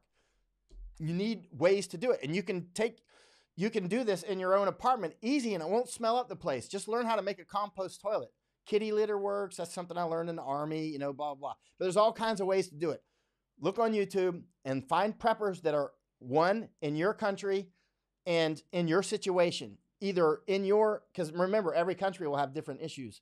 And so you have to listen to people from your environment. But since I travel around the world a lot, I like to I look at preppers from all kinds of different environments. I'm like, so what if I'm in a city and I need to do something? Or what if I'm now out in the boonies? Let's say I'm driving across. I'm coming back to America at some point. When I come back to America, if I'm driving across America and something bad happens, like a tornado hits Tennessee, how am I going to prepare in this environment? So I need to stick a lot of information in my head, and so you need to do that too. But first, concentrate on your own environment. If you live in an urban area, you need to be prepared to have toilet stuff. Learn how to do a compost toilet. You can make a compost toilet. You only need a few hours. You only need, if you got the materials in your house already, you need like 20 minutes. I mean, you need a bucket. You know what I mean? A bucket and a trash bag. But if you want to start getting upscale about it and make your own toilet, see, you can get one of those noodles that the kids swim with, the little foam noodles that you put under your armpits, and you just cut that and you make a toilet seat out of that on your bucket, right? And then you can put kitty litter in that. And then other people that want to go even more upscale, they'll put sorghum or whatever. I bet if you're in Florida, I'll bet moss would do fine. I don't know. But there's the preppers have all worked all through this. And not only that, the people that work, there's a lot of Americans. How many Americans are living in motorhomes around America now? Not mobile homes, motorhomes. There's like a whole subculture of Americans that just travel all over North America in motorhomes. It's unbelievable. There's a lot to learn from them. A huge amount to learn from them, because they're living more or less off the grid sometimes, or semi on the grid. And so they've got a lot of information in their heads about how to do like toilets like this and purify water and that sort of thing. Bear spray. Ron Reese is saying, but remember that stuff can blow back on you. Bear spray. Bear spray. I don't know what you're talking about, but you're probably talking about for people, because bear spray for bears. That's just Tabasco sauce for bears. They're like, hey, this one came with a complimentary bottle of Tabasco sauce. Yeah, Delhi riots are insane. Who's in Delhi right now? The religious fervor in India. I want to go back to India. I get concerned about India sometimes. India, I spent 10 months in India, which is like 100 years in any other country. He'll look at Deb Daly, the bucket and toilet seat on the back of the truck. There you go. Actually, you might want to give some advice on what you put in there for sanitation and smell and that sort of thing.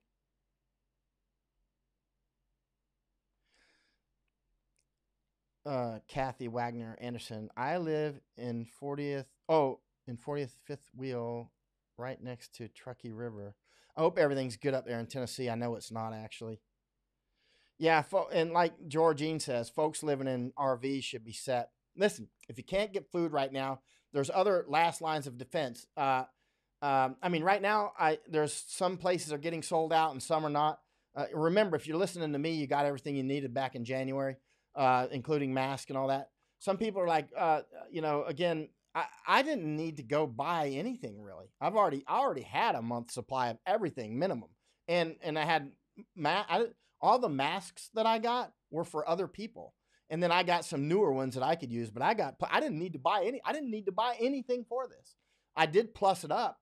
I did increase my stock levels, but I didn't actually need to. I did it just in case it's a totally worst case scenario. But I already had everything. I go to too many crazy places where the stuff fails all the time, and trust me, man, I'm not into not having clean water. That's just not a good deal. How many generators need for a family of 3? I cannot answer that. I don't know. And that would depend on the generator and circumstances and what kind of fuel you're using. That you need to ask the preppers, and go to YouTube will be a very good place to listen to the preppers. All those people make fun of all the time, preppers, that's the people you need to listen to. They got too much common sense not to pay attention to.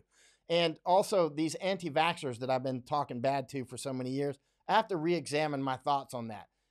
It's possible that I was very wrong, because I'm seeing what's happening with China right now and some of the pharmaceutical issues. They might not have been so wrong after all. Although I got a lot of shots just last year in both arms and everything else for my return to India. But I'm not so sure those anti-vaxxers don't actually have a point. Everybody should be a Dr. Prepper, Shelley. Everybody. Uh, let's see. Larry says he has a small stun gun as well. Let's see. Yeah, Kristen Teague. She lives in Texas. Like it said, yeah. Even in Texas, it's going to depend. You know how Texas is. Texas has got everything from like New York like environments, New York City like environments, to like Wild West. Still, I mean, Texas is Texas. I mean, Texas got like everything but the Rocky Mountains. I mean, Texas is saying you're from Texas is a broad potential statement. You could be living out there with 1,000 cows and horses, or you could be living way up in a condominium somewhere. Uh, yeah, I believe the folks living in the RVs, if the ones, a lot of the people that you talk with in RVs, like when I travel around America, I love to talk with them because a lot of times, as I've told you before, Green Berets, the older Green Berets told me when I was younger, whenever you go to these other countries, find the missionaries and talk with them. They know everything about where you're going. They've already been there. Their kids were there. Everything else. Their kids were born. I mean, and likewise, I learned while I was traveling around America, some people that know a lot about things, just stuff that I would like to know, are like these permanent Bedouin Americans that are just like their camels or their RVs, and they just go from state to state. You'll see them; they'll have like all 50 decals, like all the way from Alaska, and you'll see them down in Key West, like, we just got in from Anchorage. There's like they've been everywhere. They know a lot of stuff. They got a lot of stuff in their head. So so if you see one like at a Waffle House or something, and because they come in to eat too, they don't always cook on their Coleman grill or something. I mean, talk with them. Say like, what's going on out there? Like, what's the one thing that you really learned in all your travels? How long you've been traveling, and they'll just have. I love talking with people like that. They're the most interesting people. Mark Steppenback says, as a geezer, I'm strong on vaccinations. Yeah, I'm just getting second thoughts based on the China issue, based on our vaccine, based on many of our medications and vaccines coming from China, and the lies that are clear lies coming from a lot of our medical professionals on how we should prepare, like when it comes to masks and that sort of thing. It makes me wonder how much they're being untruthful. Like, I can understand the mask thing. I don't need to be a medical doctor to understand masks. I didn't need to be a West Point graduate and a four-star general to understand that we were losing the war in Afghanistan. I got that instantly in 2006 and started writing about it. And if you look at my old Afghan dispatches, you'll see they are amazingly accurate. And the same with Iraq, amazingly withstand the test of time, right? And guess what? I'm not a general. I didn't go to one of the military academies. Didn't go to the war college, but I went straight in those wars, and I'm like, bang, bang, bang, bang, right? And if you're asking me how to run an army, I don't know how to run an army, but I can tell you one thing. I mean, because that's a skill set. That's a super skill set, and it takes years of training for our military NCOs and officers to learn how to do that stuff. It's a lot to know. But there's that, and then there's the war, right? You know what I'm saying? They're related, but they're not exactly the same. There's the running the army part, and then there's the diagnosing what's going on with the war part. You know what I mean? You don't have to be able to run the army to be able to diagnose that. Like, in other words, I don't need to be an orthopedic surgeon to diagnose a compound fracture. Guy gets in a motorbike accident in front of me on Koh Samui Island in Thailand. His femur sticking out of his thigh. You've got a compound fracture. And I'm just as expert at that as somebody who's been practicing orthopedic surgery for 30 years. He's got a bone sticking out of his thigh. He's got a compound fracture, right? Yeah, got it.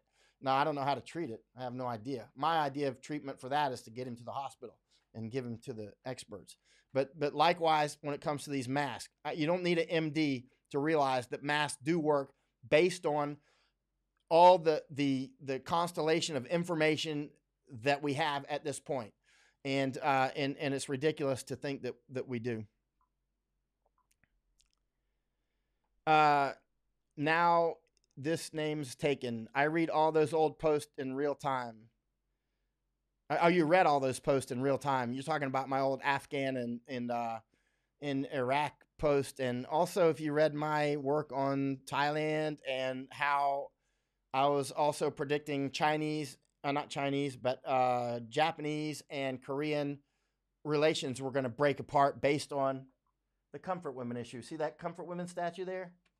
See that? I was saying years ago that Japan Korea relations will break down because of this issue here, comfort women. See that statue? That's a comfort woman statue. You know what I'm talking about? I've been writing about it for years. I'm going to talk more about it at a different time. And last year in 2019, their relations just tanked based on, and remember, I've been saying this on my Facebook and many other places. I've been writing articles about it, and then it happened. And was it because I'm a brilliant predictor? Nope. It wasn't even a prediction. It was already happening. It's the same as the civil war in Iraq. I didn't predict there was going to be a civil war in Iraq. I was physically seeing it. I was coming out on missions, and there were Iraqis beheaded in the streets because other Iraqis did it. They were killing each other. They were in civil war. I wasn't predicting there was going to be a civil war. I was telling you there's a civil war. All right. You live here in Santa Barbara, not... Let's see. I was going to go offline. I was only going to make this a 10-minute broadcast and then study a couple more hours and come back on. But we've gone for, let's see. Donald Babadelier, I learned about the comfort women issue from you in like 2013 and 14. Yeah, 2014. You've got a good memory. 2014 is when I started talking about it. And if you recall, I was saying that Korea, Japanese relations are being challenged and attacked with this issue. China is doing it. China is using information war trying to split them, and it's worked. It's actually worked. And so, but I was saying that in 2014, 15, 16, 17, 18, 19, and now it came to pass in 19. Came to pass in 2019. Nikki Jones is asking, what is my Facebook page? My Facebook page is Michael Yon fan page. My last name is Y-O-N, Michael Yon fan page. I'll show you how to spell my name. Wait, this is the first book I wrote. Wait, Danger Close, the Michael Yon story. Right, you should read that. It's a wild book. It's about me growing up in Florida, going through Green Beret training, getting charged with murder and all kinds of crazy stuff. It was a wild, crazy time. And so that's interesting events. But anyway, it's a quite and this is another book that's withstood the test of time. I published it in 1999, and you can see about going through Green Beret training, growing up in Florida. I can teach you how to hunt alligators in there. Do I teach how to hunt alligators in there? I just take you on some alligator hunts with me and some of those stories. But yeah, that's how to spell my name. And anyway, let's see. Kristen T. Depends on how much you want to prepare for. Yeah, there's different people that prepare for different levels. I prepare for failure of grid, which means failure of water and electricity and no food. I prepare for that level, not nuclear war level. If I were living in the United States, and which eventually I'll go back and live in the United States, I'll prepare for being able to hunker down. Absolute minimum 1 year. Absolute minimum. And there's a lot more to it than just, like, for instance, when this disease hits big in the United States, as it very soon will, for those who know exponential functions and can see how this thing is shaping up, we can see where it's heading, at this more or less where it's heading. There's more to, if you're stocked up, you don't have to go out. You don't have to fight anybody for supplies. You don't have to go out amid a huge amount of infected people or take chances on the streets if you live in a place that can be very savage like Los Angeles. You don't have to take chances. If you live in a very civilized area, then it's not a big deal. If you live in places that have extremely uncivilized elements, you don't want to be going out among the zombies and stuff and that sort of thing to shop for things that you could have gotten long back. Or if you're sick, or if you have an 86-year-old father or mother at home, you don't want to have to go out and shop any more than you have to, because you might bring the disease back to your grandparents. You don't want to do this stuff. You want to get what you need to get and be prepared to, read my book, Danger Close. You can do that. You can keep your mind off of this stuff. And if that doesn't keep your mind off of it, nothing will.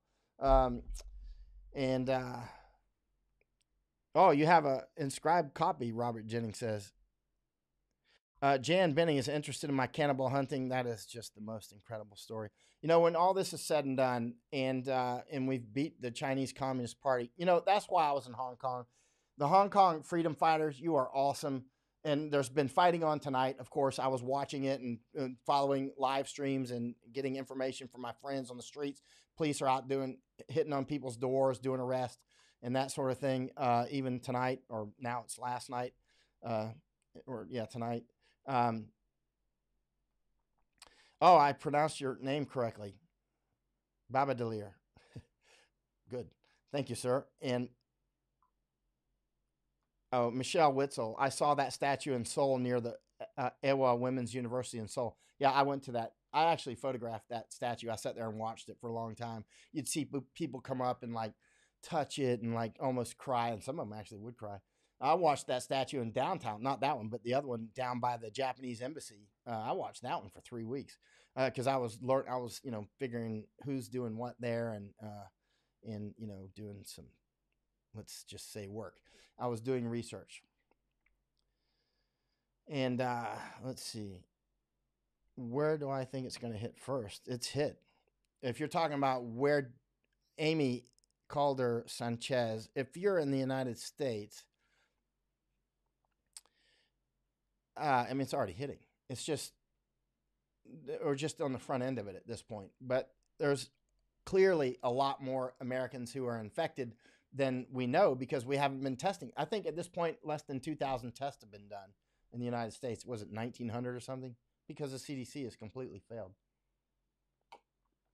My medical doctor today sent me some information. He's like, "You're being too hard on the CDC. They've just come out with all these tests." And I'm like, "Are you kidding? They've completely failed us, like 9/11 level of failure. Complete failure. We've just got a viral 9/11 strike on us. And they don't even have test kits. They don't even have enough masks. They just got caught completely off guard. And the Surgeon General with that big old hat and his Navy uniform, Jerome Adams is his name, in front of the White House. Look at his video. He's up there. That hat's way too big for his head. It's like his dad's hat. Jerome Adams. He's a naval officer. He's a Surgeon General. He's up there, with that big old hat and that little head, talking about how we don't need to wear masks and that sort of thing. He's way out of his element. And he's the Surgeon General of the United States. There you go. Kenny Ree is saying, just imagine, just back in January, how many thought a total city, state, province lockdown would happen like it did in China, would happen in their home country. Fast forward 5 weeks, it's already happening in Italy, up next Iran, maybe Germany. Oh, yeah, and United States. Absolutely. That's why if you look back on my January stuff, I lifted and shifted from the total insurgency focus in Hong Kong to this virus. This is the biggest thing that's happened in my whole life. That insurgency was the biggest news in the world that most people weren't getting because the effects it could have on the Chinese Communist Party. But now this virus, it dwarfs even the Hong Kong insurgency, and it will have a dramatic effect on the Hong Kong insurgency. That's why I keep advising the Hong Kong freedom fighters just to chill out right now, relax. Preserve your health, preserve your family's health, preserve your strength, preserve your resources, and be prepared later to strike. But let's see how this virus does its magic first on the Chinese Communist Party and the Hong Kong government, who is sold out. But right now, preserve energy. The time for the fight is later. Stay off the streets. Some seem to be listening and others not.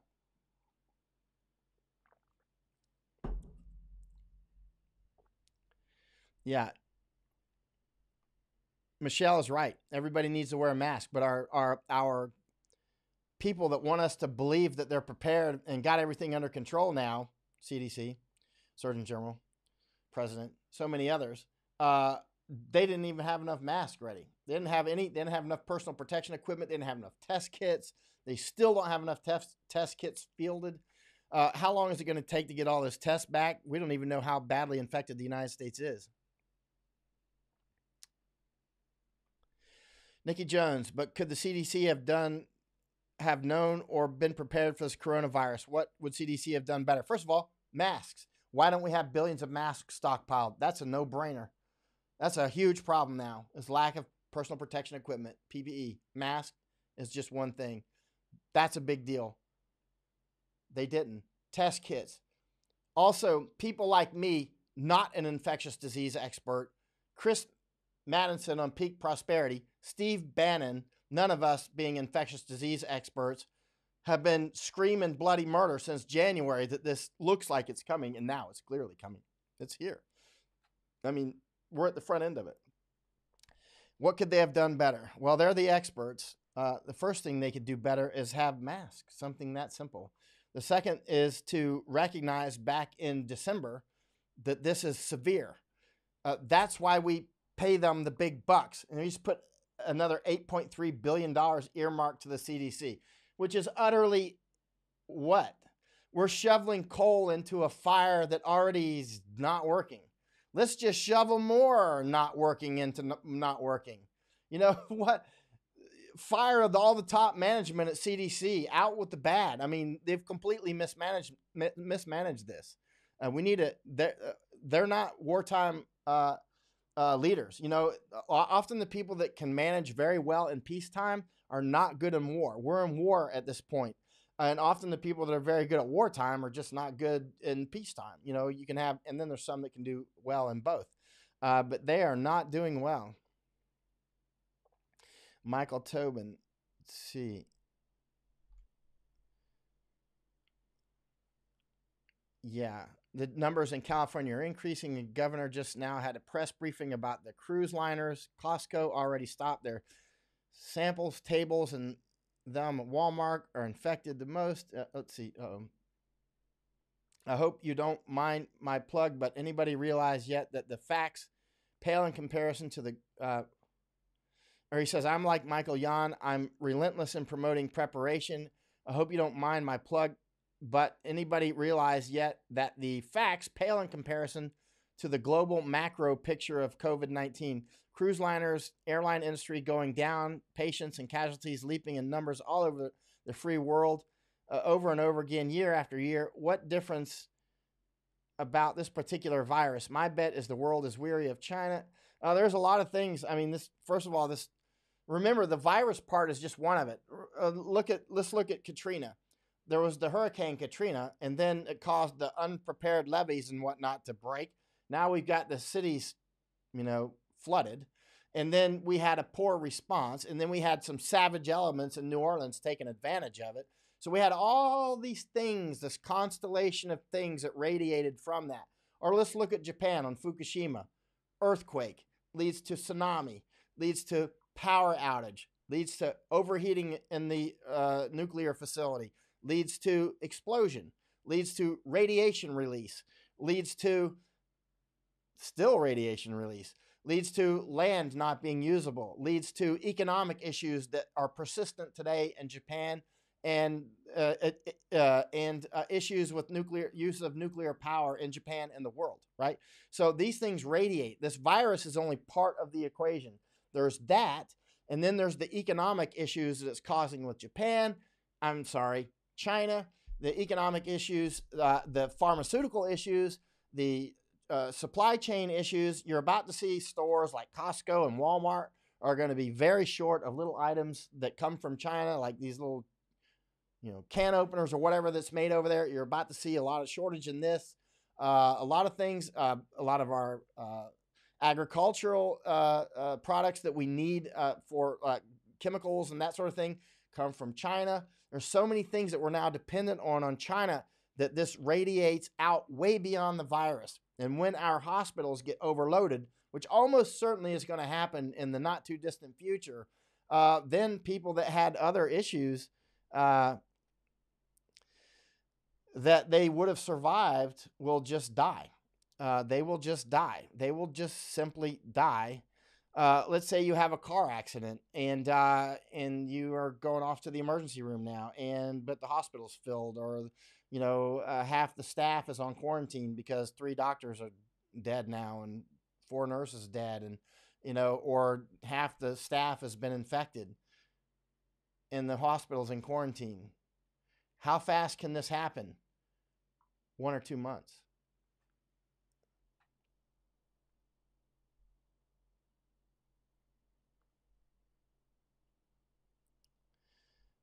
Let's see. Nancy Henrich, I think it is not worth stirring up hysteria. The government can run slowly in their response, but do not underestimate CDC. I don't underestimate the stupidity and the lack of preparedness of the CDC. The CDC has had generations to stockpile masks. They've completely failed. They completely failed in surveillance. They completely failed in getting ahead of it, and as did the World Health Organization as late as January, refusing to call this a health emergency. Yeah, they've completely failed. I do not underestimate the CDC's ability to fail again, or our military. Why is our military not completely locked down at this point? All of our ships should be out to sea at this point that can get out to sea, or our crews should be on the ships if they have to be in harbor. Like, everybody on the ship, even if the ship is docked right now, because we have to preserve our military, right? But that's not what's going to happen. I know what's going to happen. What's going to happen is they are going to let our Navy and our Air Force and Army and Marines and Coast Guard get infected, and then we're going to have a huge we're going to have a very difficult time fielding our military. It's going to be very difficult. Who is going to... Good grief. CDC. Complete failures. I don't trust them. I do not trust CDC. I don't trust the Surgeon General. In fact, he's earned the opposite.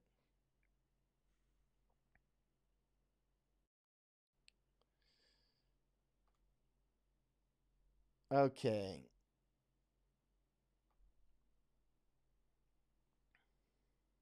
Yeah. For 6 weeks during 1918, winter of 1919, San Francisco was a masked city. Everyone was required to cover his mouth and nose. You should see some of those old masks, by the way. You can find photos of them online. Improvised masks that people were wearing in 1918, 1919. As you know, these will come in waves. People keep saying we're gonna have a vaccine soon. No, we're not. We're not gonna have a vaccine soon. But that Israeli company said that they will. Who cares? They got a lot of free advertisement. And then journalists who don't do any math or something, or don't know how to pick up a phone and call a virologist or something, they're like, yeah, this Israeli company is going to have a vaccine soon. Send it off to trials already. They won't. But they did get a lot of free advertisement. They got their name mentioned hundreds of times in international media. Good move, Israeli company. But it's not going to happen.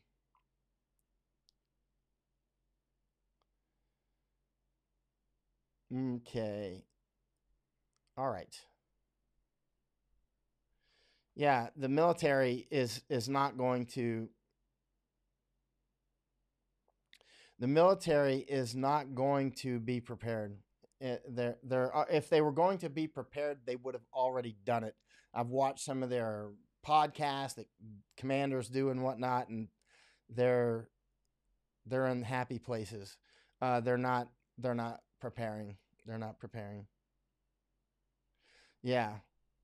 Centers for Disease Creation, Peter Michael Sullivan says.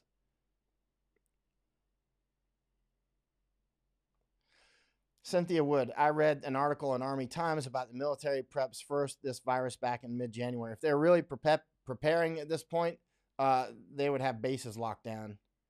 But it's going to be too late.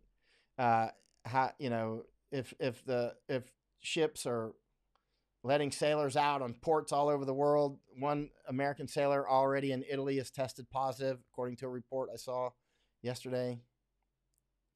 Nikki Jones says, please tell us my credentials. My credentials depends on what you're talking about. If you want to talk about war correspondent and sussing out bullshit from governments, I'm really good. Look at my track record. This is my latest book on information war. It just came out last week.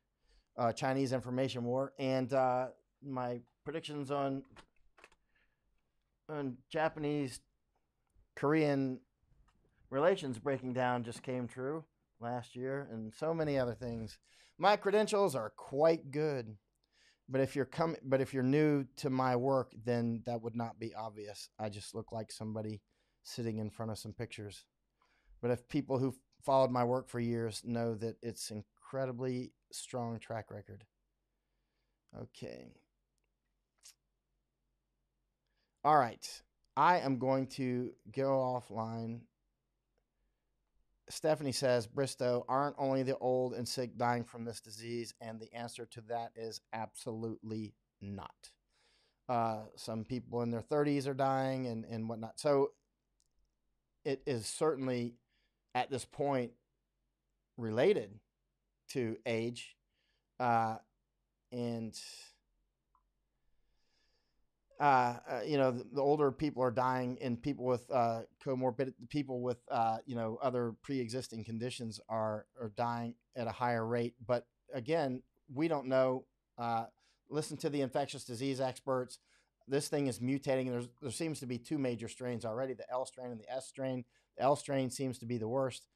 They both seem to be bad. And it's mutating constantly. So,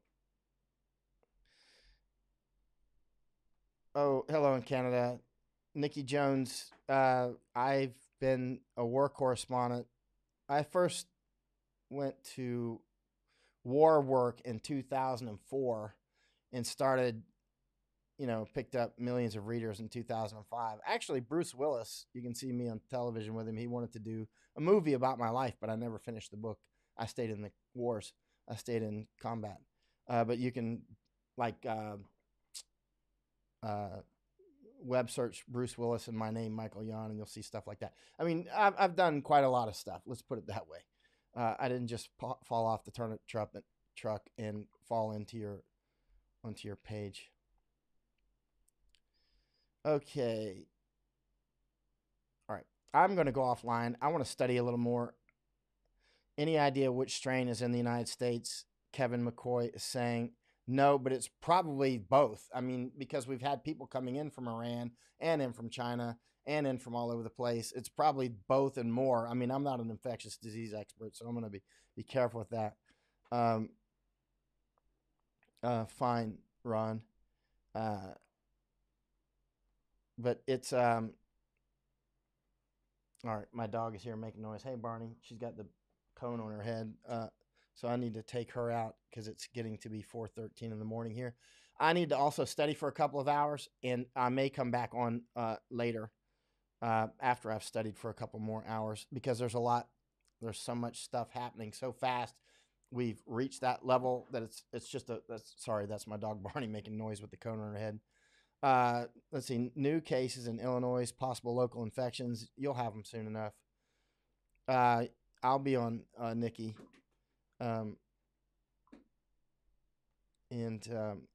Thank you, Amy. Okay. All right, Barney. All right. Sorry, I need to take my dog out. She's got that cone on her head because I had to take her to the vet today. All right. There's a really good chance I'll be back on in a couple of hours, but I need to study for a couple of hours first. And if not, I'll certainly be on tomorrow night. But there's a high chance I'll be on in just a couple of hours. Thank you, everybody. Thank you for supporting my work on Patreon, PayPal, Venmo, all those ways. It's very vital. That's how I operate and have since 2005. And I need to study. I'll be back. Mic out. And end broadcast.